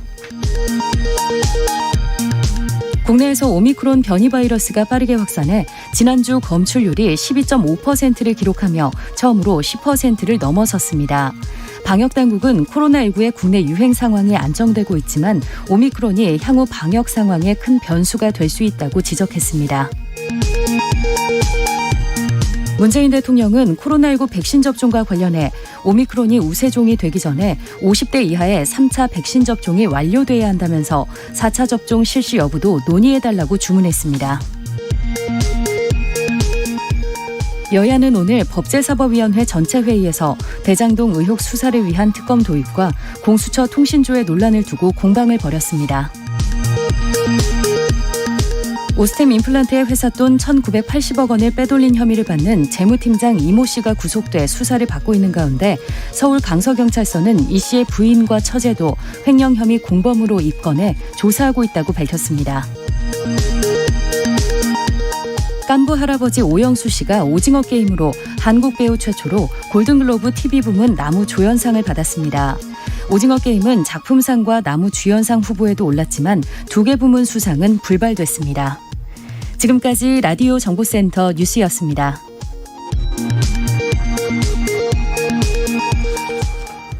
김용남 의원님. 네. 정용진 부회장이 쏘아올린 멸공 논란 정치권까지 번졌습니다. 윤석열 후보가 마트에서 그 멸치랑 콩을 사고 있더라고요. 그런데 또 여러 사람들이 멸공 릴레이를 하다가 갑자기 좀 멋쩍었는지 오늘은 좀 다른 얘기를 하셨어요. 듣고 오겠습니다. 그 멸치 육수를 많이 내서 먹기 때문에 멸치 자주 사는 편이고요. 그리고 아침에 콩국 같은 거 해놨다가 많이 먹기 때문에 콩도 늘 사는 품목 중에 하나입니다. 네. 뭐 각자가 우리 자유민주주의라고 하는 이 헌법 질서를 반하지 않는 범위 내에서는 뭐 누구나가 그 의사 표현의 자유를 갖는 것이고 또 거기에 대해서는 우리가 이 저희 표현의 자유로서 다 보장하고 있는 것이기 때문에 표현의 자유를 언급했습니다. 볶음 멸치로 육수를 내 먹겠다고 하시는데 어떻게 보셨어요? 저는 정용진 부회장이 올린 거는 충분히 그럴 수 있고 그게 삭제되지 않을 권리가 보장되어야 된다고 생각을 해요. 뭐 그럴 수 있어요. 예, 왜냐하면 대한민국에서 공산주의를 멸하자는 멸공이라는 표현 자체가 SNS에서 게시자의 동의 없이 무단히 삭제된다는 것 자체가 문제고, 삭제를 당했던 정영진 부회장이 그거에 대해서 릴레이를 이렇게 올리는 거는 충분히 이해가 갑니다. 그리고 이게 일종의 밈 현상이잖아요. 예. 이거에 대해서 뭐 동조해서 이렇게 SNS에 퍼져나가는 것도 요새 흔히 볼 수 있는 현상이고 그럴 수 있어요. 근데 대선 주자로서 그 밈 현상에 올라타는 거는 이번 한 번으로 충분하고 앞으로는 안 했으면 좋겠습니다. 그 우선 정영진 신세계 부회장 마음대로 하십시오 앞으로도. 다만 시장은 이걸 오너 리스크로 받아들여서 주식이 당연하죠. 그룹 주식이 7% 떨어졌습니다. 만약에 정용진 부회장이 오너가 아니었으면 CEO였으면 직원이었으면요. 잘렸죠. 네, 이 표현이 아니 잘렸죠. 예, 잘렸습니다. 그리고 잘려야 될 일이라고 생각해요. 네. 그리고 이념의 시대가 끝난 게 이미 페레스트로이카 이후인데 지금 멸공하는 것도 사실은 자본가의 태도가 아니죠. 자본은 기본적으로 이익이 실현되는 곳이면 실용적으로 접근해야 되는데 이런 이념형 그 자본가를 시장은 오너 리스크로 봤다. 이게 중요한 것 같고요. 예. 그다음에 그 윤석열 후보께서는 표현의 자유 있죠. 근데 표현의 자유 아무데나 쓰시면 안 됩니다. 그 이어지는 AI 쪽으로 가서 달파 멸콩 이런 말 썼잖아요. 그 달파 멸콩이 일베에서 어떻게 쓰이는데요. 그리고 이 멸치 일베 용어입니까? 그게 일베식 용어입니다. 네. 그래서 굉장히 조심해야 돼요. 게다가 중요한 게 여수멸치 이게 호남 비하라 그래서 한때 문제가 돼서 이후로 사라졌던 걸 다시 살려낸 것이고요. 그리고 나경원 전 원내대표가 또 이걸 쫓아했어요. 예. 그런데 이분은 오늘 이게 뭐가 문제냐, 민주당이 크게 만들었다. 뭘 민주당이 크게 만듭니까? 그래서 떠넘기기까지. 무엇보다 시대착오적인 색깔론적 사고에 젖어 있구나. 그래서 진짜 멸공하시다가 공멸합니다. 저는 놀랍습니다. 지금 대한민국에서 공산주의에 반대한다는 자기 의사를 표시하면 안 된다? 그 전문 CEO 같으면 잘렸을 거다. 그리고 상장 주식 회사의 오너니까 주가 떨어질까 봐 이런 거 하면 안 된다. 이게 오너 리스크다. 근데 오너 리스크라는 말이 왜 나오는데요? 왜냐하면 공산주의에 반대한다는 개인 의사를 표명하면 의원님. 그 정용진 부회장이 최대 주주로 있는 그 회사에 대해서 어떠한 시작됐어요. 불이익이 가해지지 않을까, 정권 차원에서. 그러니까 이게 지금 대한민국 그 시스템이 정상적이지 의원님. 않은 거예요. 의원님. 정권이 그 정도로 정치 권력이 너무 비대해지고 이게 적법하게 행사되지 않을 가능성에 대해서 많은 사람들이 우려를 표시하는 상황입니다. 그게 주가 하락으로 나타난 거죠. 의원님. 네. 반공과 멸공은 완전히 다른 개념입니다. 공산당에 반대한다, 공산주의에 반대한다, 반공이고요. 멸공은 공산주의자들의 씨를 말린다는 거예요. 씨를 말리면 안 되나요? 그거는 씨를 말린다, 말리지 않는다. 이거는 폭력적으로 무엇인가를 한다는 게 들어가기 때문에 이 멸공이란 개념은 굉장히 무서운 개념입니다. 그래서 대한민국이 공식적으로 반공을 태도로 취할 수는 있지만 멸공을 태도로 취한 적은 사실 없습니다. 이 멸공은 구호로만 나왔거든요. 네. 그러니까 의원님이 반공과 멸공을 구분하시지 않는 것이 저는 놀랍고, 그다음에 지금 당장에 중국에 대해서 저는 여러 가지 비판할 수 있다고 생각해요. 그런데 멸공을 하자고 중국을 망하게 하자. 그럼 어떻게 되는 겁니까? 자, 이게? 여기서 하나 정리하고 가겠습니다. 만약에 한 직원이 대기업에서 중요한 위치에 있는 직원이 그 중국과 그다음에 시진핑 주석 그다음에 이런 그 여러 가지 논란을 만들어서 주가가 이렇게 떨어졌다. 그러면 책임을 져야 되겠죠. 정영진 부회장이 분명하게 밝혔잖아요. 본인이 이야기한 멸공의 그 공산주의, 체계는 북한을 의미한다고 했죠. 네. 중국에 대한 공격이 아니라고 했어요. 시진핑 사진 올리고 그 전에 했다가 바꿨죠. 하니까. 아니 그리고 그러면 공산주의를 반대하거나 아니면 공산주의를 멸하기 위해서 어떠한 노력을 하면 안 되는 사회예요? 아니, 의원님, 우리나라가? 반공과 멸공은 구분하셔야 되고요. 공산주의에 반대할 수 있고 시위할 수 있습니다. 그러나 누군가가 북한을 없애자고 개인적으로 사제총을 쏴다가 그 북한을 멸망시키기 위해서 뭘 하면 이건 전쟁입니다. 자, 그래서 조심하는 거예요. 7925님께서 멸치는 멸치로되 콩은 콩이로다. 0545님 공산당은 싫어요. 그러나 멸공이란 이름으로 얼마나 많은 사람들을 죽였습니까? 군사정권 시절에요 말입니다. 늘봄 가드님께서 멸공했을 때 발끈하는 인간들이 바로 간첩들이야 이렇게 얘기하셨는데 제가 북에 취재를 몇 번 갔는데 저 그 북한 공산당 당원들한테 물어봤어요. 니네 공산주의 맞냐? 물어보면은요 대답을 못해요. 니네 독재잖아. 공산주의라도 좀 똑바로 해라. 그리고 법대로 좀 해라. 니네 독재잖아. 얘기했을 때 뜨끔해가지고 말을 못하더라고요. 사실은 공산주의가 일종의 권력 획득을 위한 어떤 프로파간다에 불과한 측면이 있죠. 왜냐하면 골고루 다 잘 살게 할 테니까 우리를 지지하라는 프로파간다로서 활용하고 사실은 집권 이후에는 어디 공산주의 하는 나라가 어디 있어요. 다 정치 권력을 가진 사람들한테 부가 집중되는 거죠. 그게 북한도 그렇고 중국도 그렇습니다만 그렇다면. 어쨌든 그런 의미에서 공산주의는 멸하는 게 맞죠. 아니 그렇다면 왜냐하면 공산주의 실질적으로는 어마어마한 불평등과 권력의 집중을 가져오니까 그런 프로파간다로서 작용하는 공산주의는 없애는 게 맞겠죠. 아니 근데 거기에 왜 시진핑 사진을 올립니까? 지금 현실적으로 독재자는 얘기하면 맞잖아요. 아니 잠깐만요. 그런 식으로 그 계속 얘기를 하면 안 되죠. 시진핑을 올리고 멸공을 이어갔을 때는 그건 중국에 대한 공격으로 받아들여지는 거고. 그러면 저는 과거의 멸공이라는 반공이라는 그 말하자면 프로파간다로 박정희 독재 정권이 얼마나 많은 사람의 인권을 침해하고 사람을 죽였냐. 이런 얘기는 사실 하고 싶지 않아서 안 했던 것이고요. 우선 지금 대한민국이 중국과의 무역으로 먹고 사는 인구가 몇 명이며 그리고 지금 우리가 중국과 교역한 게 민주정부에서 했습니까? 노태우 정부에서 했잖아요. 그럼 노태우 정부는 왜 멸공 안 하고 멸공 세력과 국교를 맺었을까요?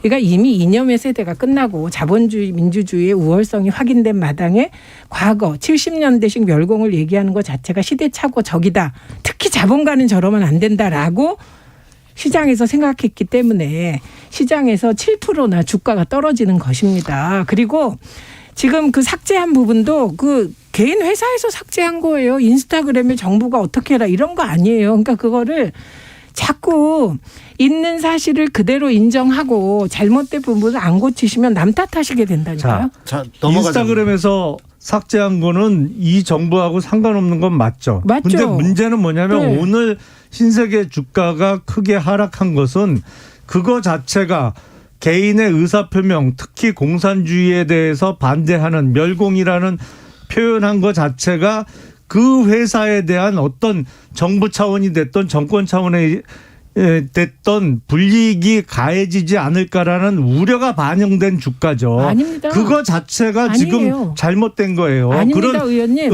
사회적 분위기가 있다는 말씀을 드리는 아닙니다, 겁니다. 의원님. 사회적 분위기 없고요. 정부가 이 기업에 대해서 아무것도 할 수 없고요. 이것도 문재인 정부가 잘못한 근데 겁니까? 지금 그럼? 아니 지금 잘못할 충분히 수도 있다는 우려라는 건데 어쨌든 정확히 주주들은요. 오너가 이런 식의 되지도 않는 소리 SNS에 올릴 시간 있으면 일이나 열심히 해라. 오너 리스크 때문에 떨어졌다. 이렇게 나와 있습니다. 그게 대부분 주주들이 그렇게 생각하고 있다는 것이 언론 보도이거든요. 네.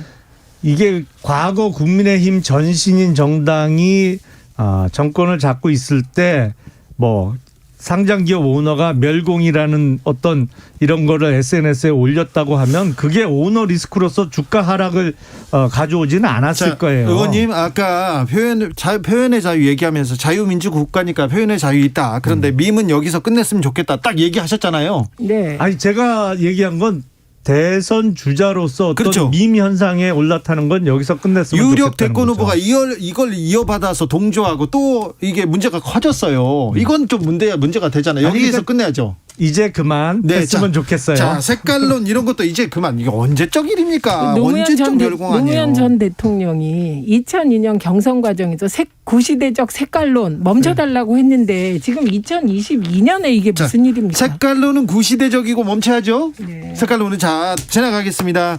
1053님 국민의힘은 정권을 잡을 생각이 있는 건가요? 정권 잡고 중국이랑 외교 어떻게 하려고 저러는 건지.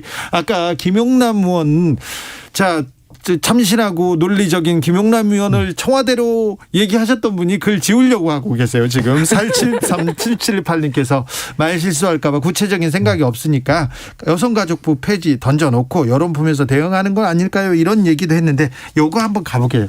국민의힘에서는 지금 이제 안철수 후보의 단일화가 가장 큰 숙제가 돼버렸어요. 그런 상황이 만들어졌죠. 네, 이준석 대표와의 갈등, 그래서 지지율이 계속 떨어지고 출렁거리고 떨어지면서 안풍이 컸는데 이제 그러면 어떻게 문제를 풀어야 됩니까? 국민의힘에서는요?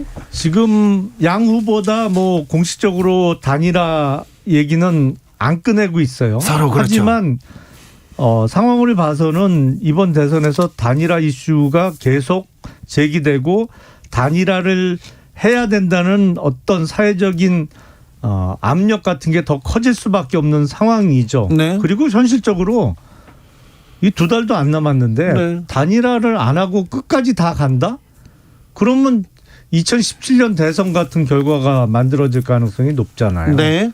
하긴 해야 되는데 저는 이 과정에서 지금 안철수 후보 물론 의석수에서 30배 이상 차이가 납니다. 네. 국민의당은 3석 있고 국민의힘은 100석이 넘어가고요. 근데 단일화를 위해서는 팔, 다리 뭐 다 잘라줘야 되는 상황이에요. 예. 그러기 위해서는 당권을 갖고 있는 당대표의 역할도 중요한데 당대표가 지금 윤석열 이재명 후보보다 안철수 후보에 대해서는 더 냉대, 더 무시 전략이 지금껏 이어졌지 않습니까? 그러니까 그게 큰 문제죠. 사실은 그 해결을 어떻게 해야 될지 저도 잘 모르겠어요. 단일화를 하긴 해야 되는데 그 단일화까지 가는 과정에서 첩첩산중 안 그래도 해결해야 될 문제가 많은데 이준석 대표하고 안철수 후보가는 거의 이게 돌아올 수 없는 다리를 이미 건넌 사이로 보이기 때문에 필요성은 참 쉽지 않죠. 큰데 굉장히 어렵죠. 가능할진 모르겠습니다. 근데 단일화가 대선에서 효과를 발휘하려면 아름다운 단일화여야 돼요. 예. 2012년에 문재인 후보와 안철수 후보가 단일화 시도를 하다가 질질 끌다가 단일화를 못하고 결국은 안철수 후보가 포기를 했어요. 그래서 후보 단일화에 시너지가 하나도 없었습니다. 아니 네. 그 정도 한 단일화도 엄청난 거였는데 시너지는 없었어요. 없었어요. 그런데 그 단일화가 아마 과제로는 떠오를 텐데 단일화의 길은 험난하고 멀 것이다 이렇게 보입니다. 그리고 국민의 당 지지자들이나 이 정권 교체를 바라는 사람들한테서는 윤석열 후보가 지지율이 높고요. 전 국민을 상대로 하면 안철수 후보가 굉장히 높잖아요. 예. 수치가 높게 나오지 않습니까? 그런데 국민의당 지지자 사이에서는 안철수 후보가 낮고요. 요거 너무 간극이 커서 이 문구 조정도 쉽지 않을 것 같아요. 그 사실은 단일화 협상이라는 게 경선 룰 싸움이잖아요. 예. 그냥 어느 일방이 포기하는 단일화가 아니라면 어차피 여론조사 경선 방식이 될 가능성이 높은데 그 경선 룰과 관련한 게 거의 대부분이잖아요, 협상이. 네. 그 외의 거는 뭐 잡다한 거 나중에 합당이 됐던 공천이 됐던 그걸 놓고 하는 거고 일단은 양 후보 측은 경선 룰인데 국민의힘 입장에서는 여론조사 대상을 국민의힘, 국민의당 지지자 그리고 무당층으로 한정하고자 할 거고 예. 안철수 후보는 다 열어놓고 하자. 전 국민 해야지 무슨 소리냐. 그렇죠. 당연히 그렇게 나올 거죠. 그러니까 그 중간 지점쯤 적어도 소위 중간 지점이 있어요? 이재명 후보를 찍겠다는 의사표시를 한 사람은 제외하는 정도. 예. 뭐 그 정도 선에서 만날 수는 있겠죠. 이러면 저는 정말 억울한 분이 한 분 계실 것 같습니다. 그게 홍준표 후보예요. 얼마나 억울할까. 왜냐하면 그래요? 여론조사는 홍준표 후보가 많이 이겼는데 조직표 때문에 윤석열 후보가 후보가 된 거 아닙니까. 그런데 안철수 밖의 세력과 단일화하면서 여론조사로 하면 진짜 홍준표 후보는 몇 날 며칠 잠 못 주무실 것 같아요. 그런데 결국은 안철수 후보가 단일화에 응하는 건 자신이 100% 된다고 생각할 때 응하게 됩니다. 룰에 있어서. 이번에 그렇겠죠. 왜냐하면 거의 이번에도 또 단일화 과정에서 철수하게 되면 이제 진짜 철수되거든요. 거기다가 안철수 후보한테 엄청나게 좋은 기회가 왔어요. 그렇죠. 아니 그러니까 본인이 이길 수 있다는 생각이 들어야 당연히 협상 테이블도 나오겠죠. 그렇죠. 안철수 후보도 그렇고 윤석열 후보도 그렇고. 그런데 윤석열 후보는 여론조사 100% 그러니까 민주당 지지자들 다 포함한 거. 그거 받기 어렵지 않습니까? 그래서 그 회색의 중간지대가 있을까? 네. 그거는 저는 잘 안 떠오릅니다. 아니 그러니까 그 중간 지점 정도가 명백히 이재명 후보를 찍겠다라고 답한 그 대상자는 샘플링에서 제외하는 정도가 중간 어느 여론조사 기관을 어느 문구를 그것도 또 변수입니다. 자, 근데 김용남 의원님 역선택은 그렇죠. 어떻게 할 거예요? 어떻게 할까요? 김용남 의원님 어느 한쪽이 전격적으로 자 내가 양보할게. 네가 정권 교체해라 이렇게 할 가능성이 있습니까? 거의 없어 보이는데요. 저는 그런 식의 단일화는 기대하기 어려워 보입니다. 이번에는. 이게요. 양쪽 다 거의 마지막입니다. 윤석열 후보는 만약에 후보 자리를 안철수 후보에게 단일화로 내주면 이분은 미래가 없어요. 그렇게 그렇죠. 보여요. 그건 당연하죠. 네, 그리고 미래는커녕 뭐. 안철수 후보는 또 이번에 철수하는 결과가 되면 또 미래가 없어요. 그래 보이죠? 네, 지금 그런 상황이라 멀고도 험난해 보인다 이렇게 봅니다. 정권 교체라는 대의 앞에서 국민을 위해서 나는 포기하겠다 이런 사람 안 나올까요? 기대하기는 어려워 보이는데요. 네. 노무현 대통령 하나인 것 같습니다. 그렇게 했던 사람은. 그때 무슨 말씀인지 잘 모르겠는데. 2002년 후보 경선에서 정몽준 후보 쪽이 원하는 거 다 들어줬어요. 에이 그건 아니죠. 그때 경선 룰 놓고 얼마나 경선이 아니고 단일화 다툼이 심했어요. 물밑 다툼이 심했는데 맨 마지막에는 다 양보했습니다. 네. 후보 지시로. 자, 윤석열 후보가 포기해야 정권 교체됩니다. 안철수 후보가 윤석열과 단일화하면 다시 표 이탈합니다. 1647님 이래야 되는지 저래야 되는지 이러다가 저러다가 어찌 될 건지 국민의힘은 진짜 고민이 깊어집니다. 아니 안타까운 게 이게 독자적으로 이길 수 있는 대선이었는데 판을 이렇게 어렵게 만든 게 참 저도 환장하겠습니다. 네. 의원님 착각이십니다. 자, 정치적원의 시점 최민희, 김용남, 최민희 두 분 감사합니다. 네, 고맙습니다. 정치 피로, 사건 사고로 인한 피로, 고달픈 일상에서 오는 피로. 오늘 시사하셨습니까? 경험해보세요. 들은 날과 안 들은 날의 차이. 여러분의 피로를 날려줄 저녁 한 끼 시사 추진우 라이브.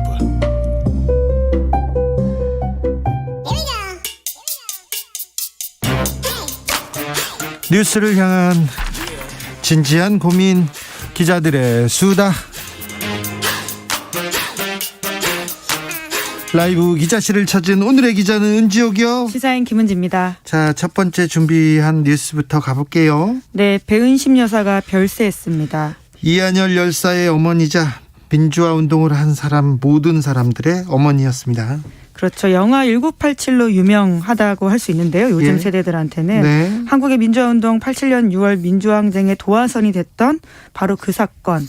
이한열 열사의 사망이 있었습니다. 네. 1987 영화에서 강동원 씨가 이한열 역할을 했죠. 네, 했던 역할입니다. 네, 그래서 이 빈소에도 강동원 씨가 찾았다라고 하는데요. 네. 체류탄을 맞고 쓰러진 이한열 열사의 사진이 87년 6월 항쟁을 드러내는 아주 상징적인 장면이라고 할 수 있습니다. 역사의 한 장면으로 너무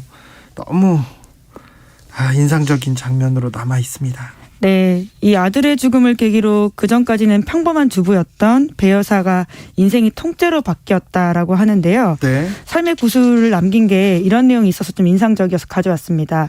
1987년에 그날 이후 나는 세월에 끌려가듯 살았다.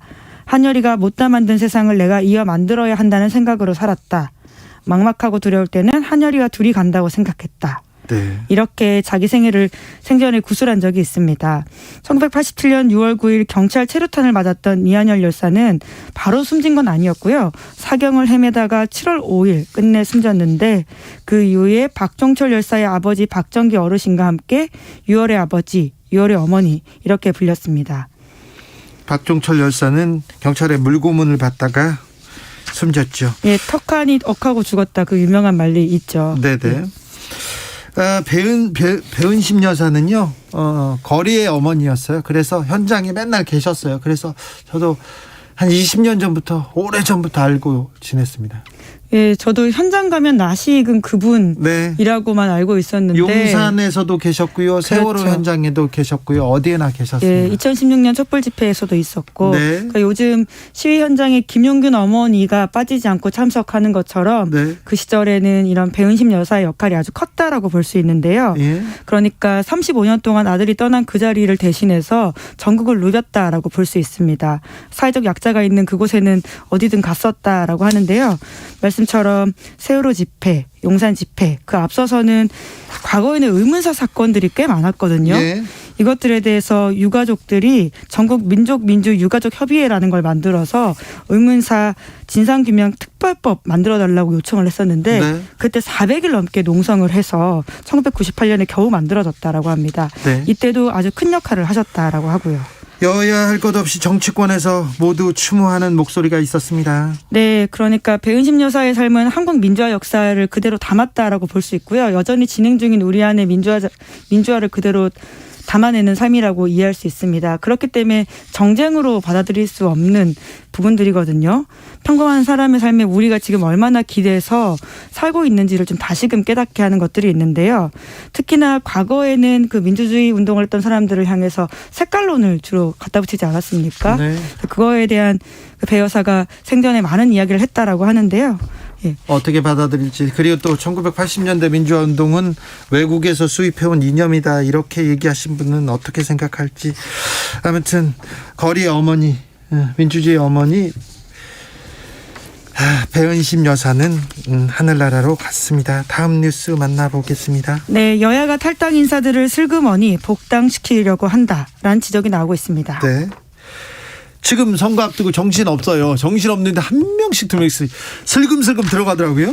네, 그러니까 뉴스의 중심에 있지 않을 때 스리슬쩍 그렇게 통과시키려고 하는 게 아니냐. 네. 예, 이런 의심을 받는 상황인데요. 네. 특히나 박덕흠 국민의힘 의원 사례가 대표적이다. 이렇게 한겨레 신문이 지적했습니다. 예. 박 의원은 윤미향 이상직 전 더불어민주당 의원과 함께 국회 윤리특별위원회 산하 윤리심사자문위원회에서 제명 의견까지 내려진 상태라고 하는데요. 그러니까 윤리특위가 이 의견을 받아들이면 그래서 제명안을 의결하면요. 네. 국회 본회의 투표를 거쳐서 국회의원직이 박탈된다라고 합니다. 그래요. 상당히 중요한 결정이군요. 그런데 지금 이상직 의원, 윤미향 의원 그리고 박덕흠 의원은 윤리위원회에서도 박탈을 앞두고 있는 그런 심각한 상황이네요. 네, 그래서 박 의원 의혹을 좀 다시금 말씀드리면요.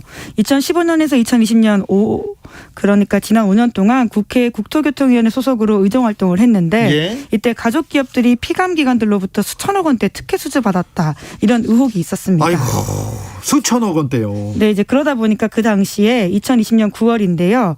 진실을 밝히겠다면서 탈당을 했다라고 하는데. 그래요, 바로 탈당했어요. 네, 그런데 지난해 12월 28일 입당 원서를 제출했고요. 국민의힘 충북도당이 당원 자격 심사위원회를 열어서 탈당 15개월 만에 박 의원의 복당을 허용했다라고 합니다.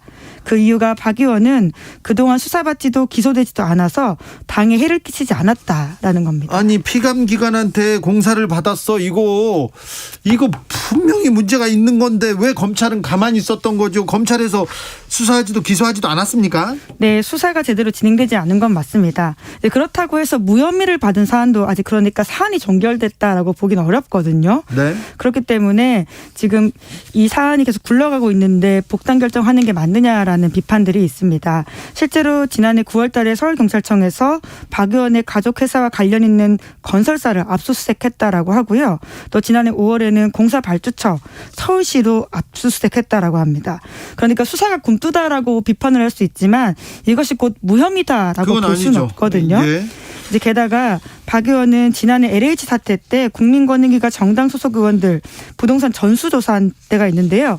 그때는 무소속 신분이어서 이러한 조사 대상에서 제외된 바가 있는데요. 그때 조사를 좀 제대로 했으면 이 박덕흠 의원의 의혹 밝힐 수가 있었는데 박덕흠 의원이 억울할 수도 있습니다. 그 억울함 풀 수도 있었어요.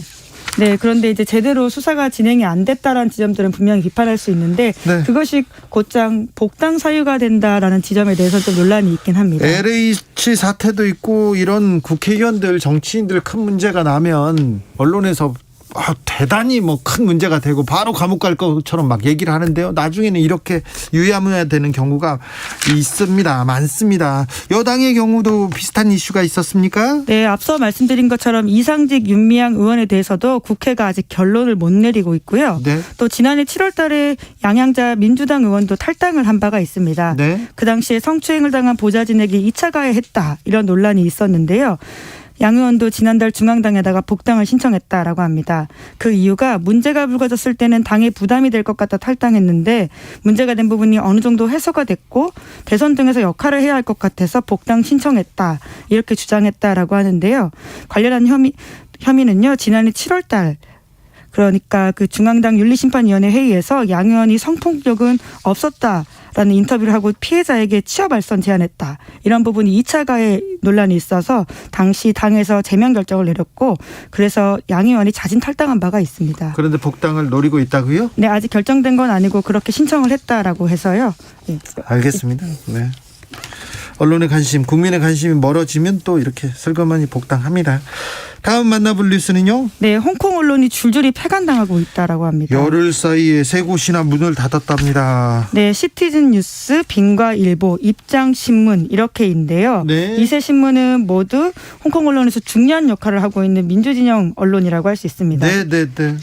네, 그런데 정부 당국으로부터 구성원의 안전을 보장할 수 없다라는 판단 때문에 스스로 문을 닫았다라고 하는데요.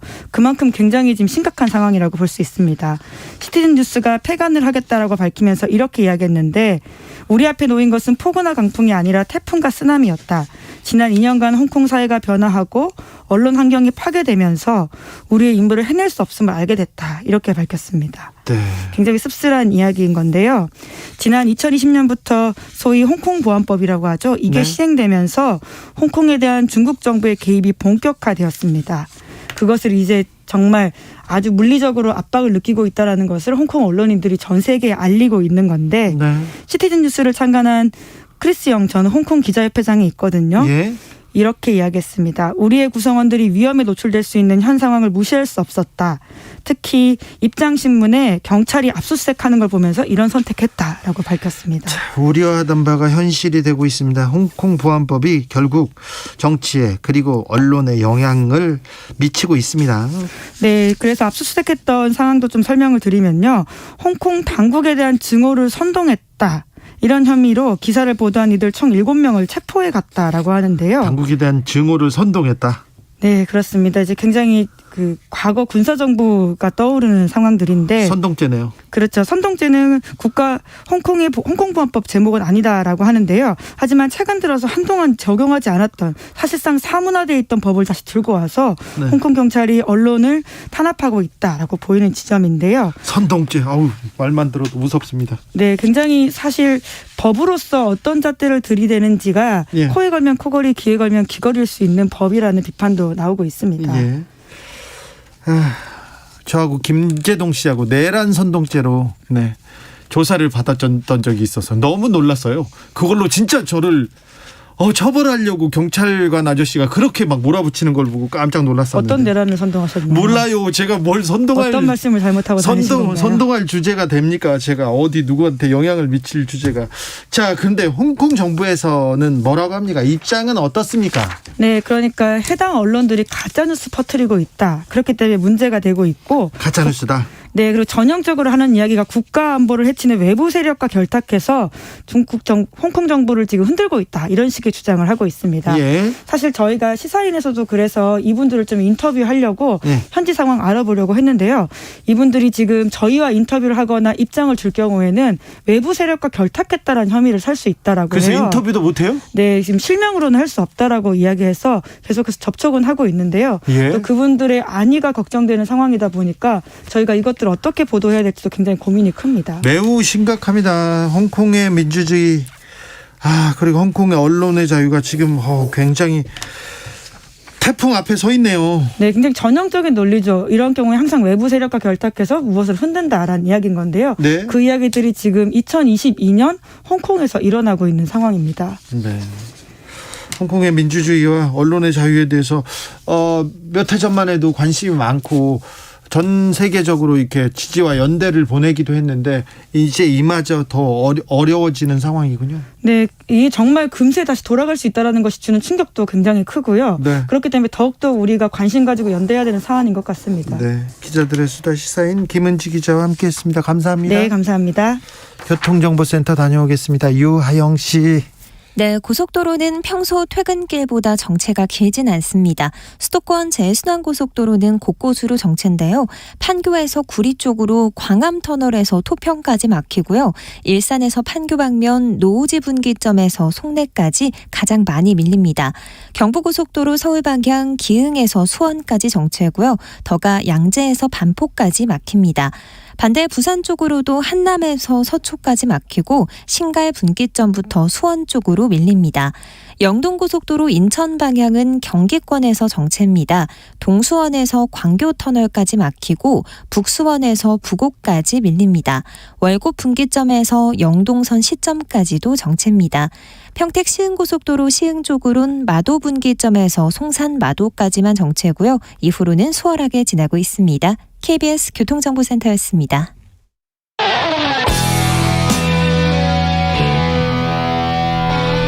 스치기만 해도 똑똑해진다. 드라이브 스루 시사 주진우 라이브.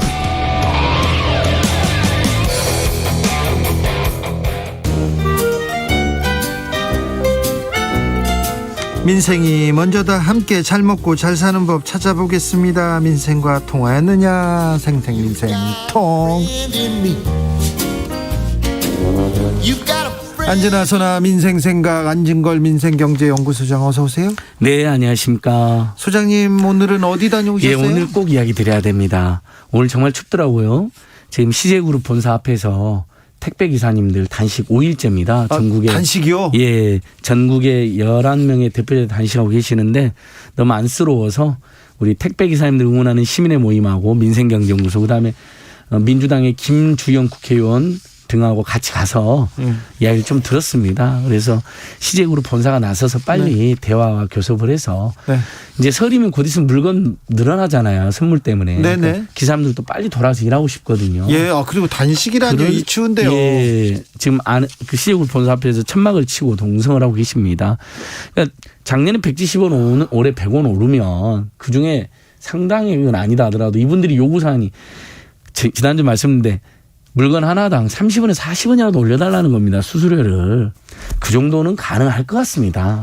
네. 아무튼 근데요. 택배 노동자들 몸은 상하지 않게. 예, 그러니까 단식 투쟁은 좀 막아주세요. 예.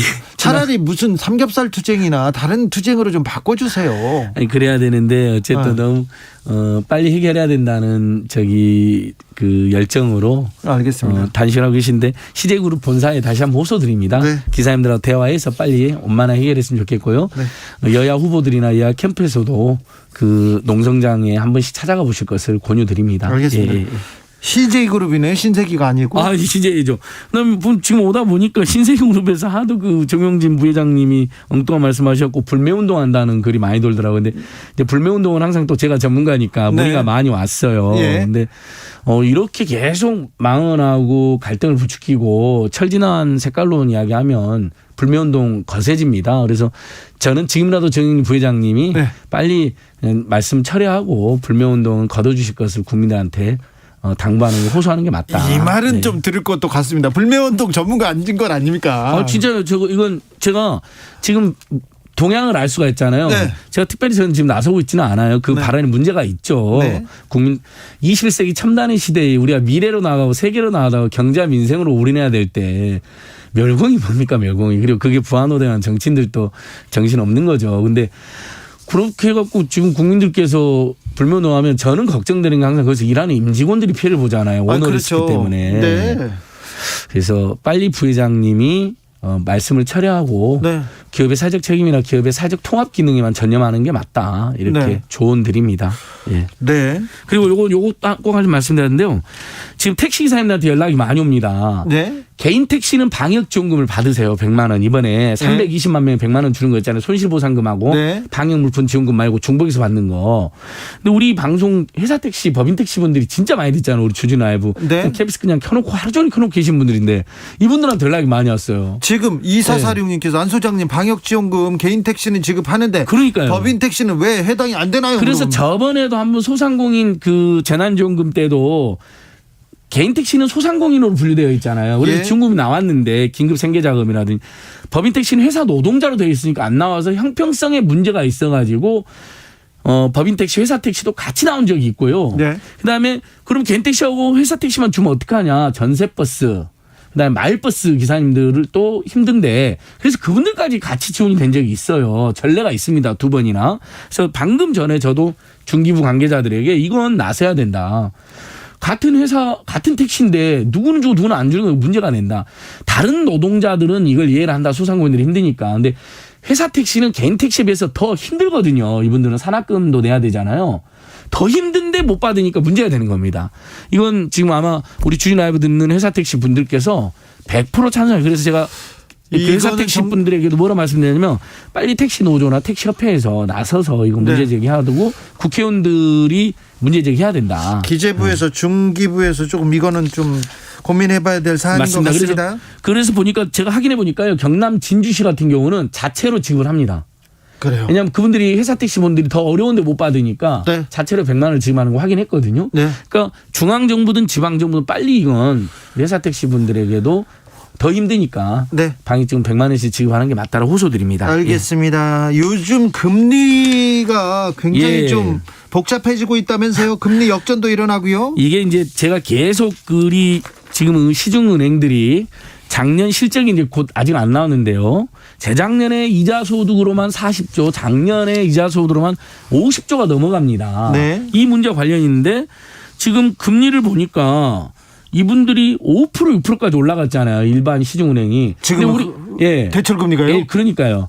근데 보통 우리가 대출금리 제2금융권이 더 비싸다고 생각하잖아요. 아유, 제2금융권은 비싼데니까 제2금융권 아닙니까? 그러니까 제1금융권보다 신용도가 떨어진 분들이 제2금융권 와서 더 높은 금리를 빌린 거로 일반적으로 그렇잖아요. 근데 지금 오히려 새마을금고는 지난해 11월 중 신규 취급한 전체 대출 금리가 3.91%가 되지 않았습니다. 평균이 3.91인데요. 신협도 가계대출 금리가 평균 5.5%밖에 안 됐, 5.05%밖에 안 됐습니다. 네, 그런데요. 2020년 가계대출 금리 6.5%에서 오히려 떨어졌습니다. 새마을금고는 그대로고요. 그런데요. 근데 그러니까 이렇게 제1금융권은 오히려 떨어지거나 그대로인데 제1금융권이 금리를 5, 6%까지 올릴 수 있느냐 이거에 대한 문제 제기가 지금 강력히 제기되고 있는 겁니다. 그러면 안 되죠. 은행이 돈도 많이 버는데. 예. 아까 말씀드렸잖아요. 작년 기준으로 지금 이자 소득만 50조가 넘어가는 것으로 추정이 되고 있습니다. 예. 그럼 왜 이렇게 올려졌냐? 당국이 대출을 너무 많이 해주니까 가계대출이 폭증하니까 그게 위험하니까 좀 줄여라고 한 거잖아요. 예. 근데 그 줄여라는 틈을 타가지고 그러면 가계대출이 줄여들려면 어떻게 돼? 심사를 엄격하게 하는 거하고 금리를 올리면 줄어들잖아요. 가상금리를 3.1%를 붙여버린 겁니다. 역사상 최고로. 나쁘네. 예. 그러니까 너무하네. 금융당국이 대출 줄여라고 했네. 그러면서 금리를 확 올려버린 거죠. 그러니까 아니, 그래서 돈을 실제 빌리고 싶은 사람, 빌려야 되는 사람은 어쩔 수 없이. 그래서 기준금리는 어쩔 수 없이 쓸 수밖에 없잖아요. 기준금리는 한국은행에서 기준금리 0.5%가 올랐잖아요. 네. 근데 시중은행은 거의 10배 가까이 올려버린 거예요. 그러니까요. 이건 문제가 되는 거죠. 그래서 이 부분은 일단 은행들이 특히 코로나19 때문에 돈을 빌린 분들에게는 오히려 금리를 인하해줘야 된다고 제가 촉구를 하고 있고요. 예. 일단 우리 시민들 입장에서는 그래 제1금융권이 폭리를 취한다. 근데 보니까 지금 새마을금고하고 신용협동조합 같은데 제2금융권이 금리가 오히려 더 싸다고 지금 확인됐잖아요. 예. 1금융권 가지 말고 2금융권에 가셔야 되는 거죠. 근데 이건 꿀팁이 되는 거죠. 이왕 어차피 돈을 빌려야, 돈 안 빌리는 게 제일 좋지만 어차피 돈을 빌려야 되면 1금융권, 2금융권이 지금 대출금리가 더 싸다는 거. 네. 이건 말씀드리고요. 그다음에 중소상공인들이 1% 지금 대출해 주는 거 있으니까 그거 잊지 마시고, 그다음에 그래도 돈 안 빌린다 1금융권, 2금융권도. 네. 그럼 이제 대부업체나 사채로 가는 경우가 있잖아요. 네. 그걸 막기 위해서 서민금융진흥원이라는 공공기관이 있습니다. 이게 너무 홍보가 안 돼 있는데 서민금융진흥원 1397 콜센터. 예. 1397입니다. 예, 이것은 진짜 알아두시면 너무 좋아요. 왜냐하면 정말 돈을 빌려야 되는데 1금융권도 금리가 너무 비싸고 2금융권 갔더니 거기서도 만약에 퇴짜를 맞았다. 네. 그런 경우에는 대부업체나 사채업체로 가지 마시고 네. 서민금융진흥원 1397로 전화하시면 중저신용자들 있잖아요. 예. 이게 저리 대출을 해줍니다. 예. 그러니까 이런 프로그램 일단 잊지 마시고요. 소상공인들은 1%대 지금 정책자금 대출이 가능하니까 네. 소상공인 시장진흥공단에 문의하시면 되고요. 방역지원금은 1533-0100 콜센터로 문의하시면 됩니다. 알겠습니다. 거기만 유효합니다. 나머지 번호는 보이스피싱 가능성이 있습니다. 1533-0100. 0100입니다. 돈 빌릴 때는 1397 서민금융진흥원 굉장히 중요하고요. 알겠습니다. 은행들은 제발 이자 폭리를 중단하라 다시 네. 한번 촉구해 봅니다. 조혜숙님께서 은행들이요 인건비 때문에 점포 줄이고 ATM기 수수료는 올리고 자기들 받는 이자는 올리고 고객들한테 주는 이자는 내리고 이거 해도 너무하는 거 아닙니까? 그러니까 그것 때문에 저희들 2주 전에도 문제 제기했잖아요. 아니 돈도 엄청 벌면서 가난한 동네를 중심으로 은행을 폐쇄하고 있어요. 그냥 가난한 동네가 아무래도 그렇죠. 매출액이 좀 작겠죠. 예. 그게 굉장히 반사적인 거죠. 오히려 가난하거나 노인들이 많은 곳에 은행들이 사직 체험을 해야 되는데 다행히 저번에 그 문제가 됐던 노원구 월계동의 신한은행은 축소해서 유지하기로 결정을 한 거예요. 그런 건 잘한 거예요. 예. 좀 축소해서라도 유지하자. 이것도 제가 계속 시민운동에 대응하고 있습니다. 네. 1179님께서 진거리형 서민금융지원도 저축은행만 소개시켜주던데요. 이렇게 물어보는데요. 이제 그 사람의 신용 상태에 따라서 이제 금융기관을 연결해 주기도 하고 정부에서 정책 자금을 직접 이렇게 햇살론 같은 거 있잖아요. 네. 서민금 희망홀씨 대출론, 햇살론 연결해 주는 거니까 어차피 그런 데 가면 그 대출을 받을 수가 있는 거죠. 서민금융진흥원에 연결해 줘가지고. 자, 설이 코앞에 나왔는데 물가 걱정된다는 사람들이 많습니다. 아주 많습니다. 네, 그래서 지금 정부가 이거 대책 더 세워야 되는데요. 10대 설 성수품에 대해서 공급을 40% 확대한다고 합니다. 10대 설 성수품 뭐냐? 배추, 무, 사과, 배, 밤, 대추, 소고기, 돼지고기, 닭고기, 계란 등입니다. 배추, 대추. 근데 이 중에서 지금 우리가 계란이 많이 올랐다는 건 다 체감하셨잖아요. 나무위도 지금 많이 올라 있습니다. 10개. 그리고 최근에 여기에 빠져 있는데 딸기가 완전히 지금 한 팩당 막 10,000원, 20,000원 해버립니다. 그래서 딸기가 왜 이렇게 올라서요? 저 이상 고온 현상으로 딸기들이 많이 안 생겼습니다, 이번에요. 그래요? 예. 그래서 그건 뭐 어쩔 수 없는 측면이 있는데 이럴 때 그래서 소비 쿠폰이 유력적인 겁니다. 다행히 정부가 방금 말씀드린 10개 설 성수품 공급을 40% 늘리고요. 10일부터 오늘부터요. 그다음에 소비 쿠폰을 이거 이제 유심히 보셔야 되는데 전통시장이나 마트 가시면요. 그 소비 쿠폰 이렇게 쓸 수 있다고 안내가 되어 있어요. 그걸 사면 만약에 계란이 6,000원이다. 그걸 쓰면 3,000원이 되는 거예요. 그 3,000원을 쓰면. 그래요? 예. 그러니까 그게 1인당 옛날에 10,000원까지 쓸 수 있는데 이번에 20,000원까지 상향이 됩니다. 소비 쿠폰 알아둬야 되겠네요. 예.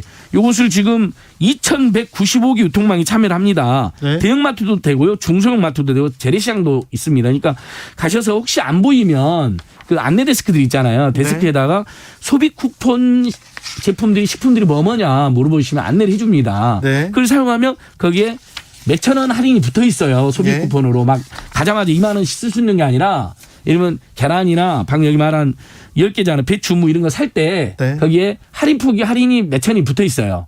그걸 사시면 아무래도 부담이 조금은 덜겠죠. 그래서 그거 1인당 20,000원까지. 이거 꼭 이용하셔야 됩니다. 네. 그리고 저는 설날 앞두고 소비 쿠폰이 지금 이게 총 예산이 390억이던데 너무 작습니다. 선착순으로 잘못하면 소진되는 거거든요. 이렇게 되면요. 그래서 소비 쿠폰은 좀 더 늘려도 된다. 설 앞두고. 이재명 후보가 말한 국민재난지원금은 이제 논란이 있기 때문에 설 전에는 어렵게 된 거거든요. 일단은 소상공인 지원으로 집중하고요 이번에는요. 네. 다만 그럼 국민들 서민 중산층들 이 물가 때문에 힘들어하시는 분들은 어떤 정책 필요하냐? 소비 쿠폰이라도 1인당 네. 2만 원 너무 적습니다. 그렇죠. 5만 원이라도 쓸 수 있게. 네. 그리고 그것은 딴 데 5만 쓸 수가 원도 적다. 없어요. 5만 원도 적다. 그러니까 좀 늘려도 되겠어요. 설성수품과 관련해서 그 살 때만 거기에 몇 천원씩 할인이 붙어 있다 그랬잖아요. 예. 그래서 그걸 10번을 사면 3,000원을 10번 사면 3만 원 이렇게 자기가 쓰는 거거든요. 그 정도로 보장해 줬으면 좋겠어요. 한 5만 원 정도는요. 김희영님께서 딸기 3만 원대도 있어요. 딸기가 왜 이렇게 비싸요? 예, 이상고원으로 아무튼간 딸기가 덜 생겼다는 걸 제가 확인하고 왔습니다. 딸기 농가에 전화했습니다. 큰일 났네. 예, 그래서 어쩔 수 없습니다. 지금은 딸기를 그래서 재밌는 게 편의점에 딸기로 만든 제품 있죠. 네. 그 인스턴트 제품 네. 그것들이 지금 대체제로 많이 팔리고 있습니다. 딸기는 먹어야 되는데 이거 딸기가 너무 올라 수출도 잘 된다면서요. 예. 그래서 그런가? 그러니까 아무튼 뭐 이번 겨울에 처음에는 이상고온 때문에 딸기 작황이 안 좋았고요. 최근엔 또 이상 한파 때문에 또 안 좋았다고 합니다. 제가 확인해 보니까 참 딸기가 기온에 예민하다고 합니다. 알겠습니다. 생생민생통 안진걸 소장 함께했습니다. 감사합니다. 예, 고맙습니다. 조심해서 가십시오. 예. 네. 발로 뛰겠습니다. 너무 뛰지는 마시고요. 아니요, 더 뛰어야 됩니다. 걸어가세요. 오늘도 수고하고 지친 자들이여 여기로 오라. 이곳은 주기자의 시사 맛집 주토피아 주진우 라이브.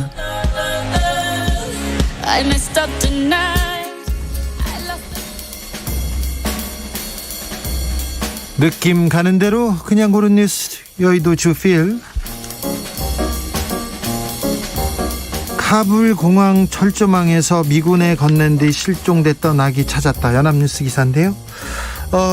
탈레반이 아프간을 이렇게 장악했을 때 그때 카불 공항으로 빠져나가던 그 인파들 기억하시죠? 그때 너무 사람들한테 밀려서 어쩔 수 없이 철조망 위에 있는 미군한테 도움을 청했습니다. 그래서 막내 아들을 생후 2개월 된 막내 아들을 이렇게 군중에 떠밀려서 이렇게 건넸는데 그 이후에 헤어졌어요. 그 가족은 카불 주재 미국 대사관에서 경비원으로 일했던 아흐메디 가족인데 이 가족들이 카타르로 독일을 거쳐서 미국 텍사스 난민촌까지 도착했는데 막내 아들을 찾지 못해가지고 발을 계속 굴렀는데 이 애타는 사연을 게시물에 올렸습니다. 그런데 카불 시민이 이 아기 이웃집에 입양된 아기 같다 이렇게 제보했고 사실로 확인됐습니다. 그래서 지금 몇 개월 만입니까? 작년에 거의 6개월 7개월 만에 이렇게 다시 만났다고 합니다. 아이고 이제는 헤어지지 말고 잘 자랐으면 좋겠습니다. 바닥에서 혼자 울고 있었는데 이제는 만나서 행복하게 잘 살기를 기원해 보겠습니다. 영화 1987 배우 강동원, 이한열 열사 모친 배은심 여사 조문 뉴시스 기사입니다. 배우 강동원 씨가 지난 9일 배은심 여사의 빈소를 찾았습니다. 1987 영화에서 이한열 역으로 출연했었는데 그 인연을 계속해서 둘은 이어갔다고 합니다.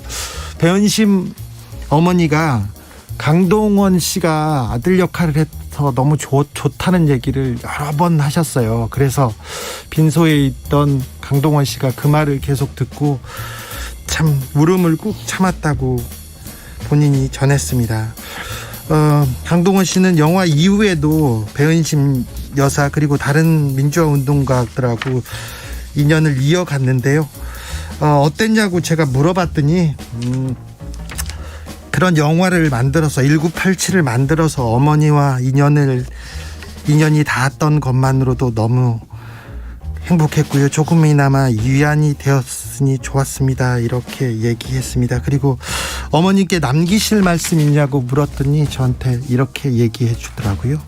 한평생 너무 고생했고 고생 많으셨고 꼭 좋은 곳에 가셔서 아드님 만나시고 영원히 행복하시기를 빕니다.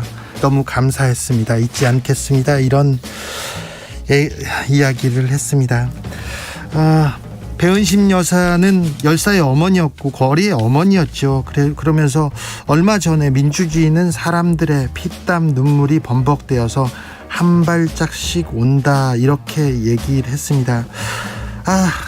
열사의 어머니가 열사는 갔는데 그 자리를 지금까지 지켜야 된다니 너무 좀 마음이 아팠습니다. 거리에서 볼 때마다 아팠습니다. 전태일 열사의 어머니를 볼 때마다, 박종철 열사의 아버지를 볼 때마다.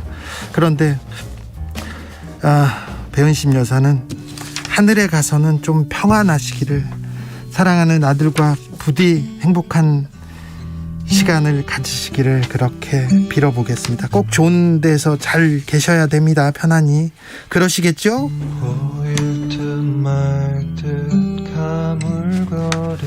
35년간 길에서 어머니로 사셨으니까 충분히 훌륭하셨습니다. 충분히.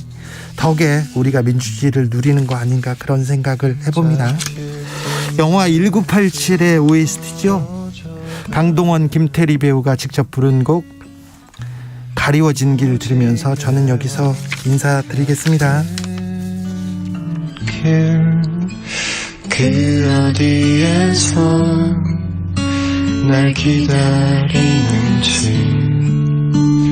둘러보아도 찾을 수 없네. 그대여 힘이 되죠.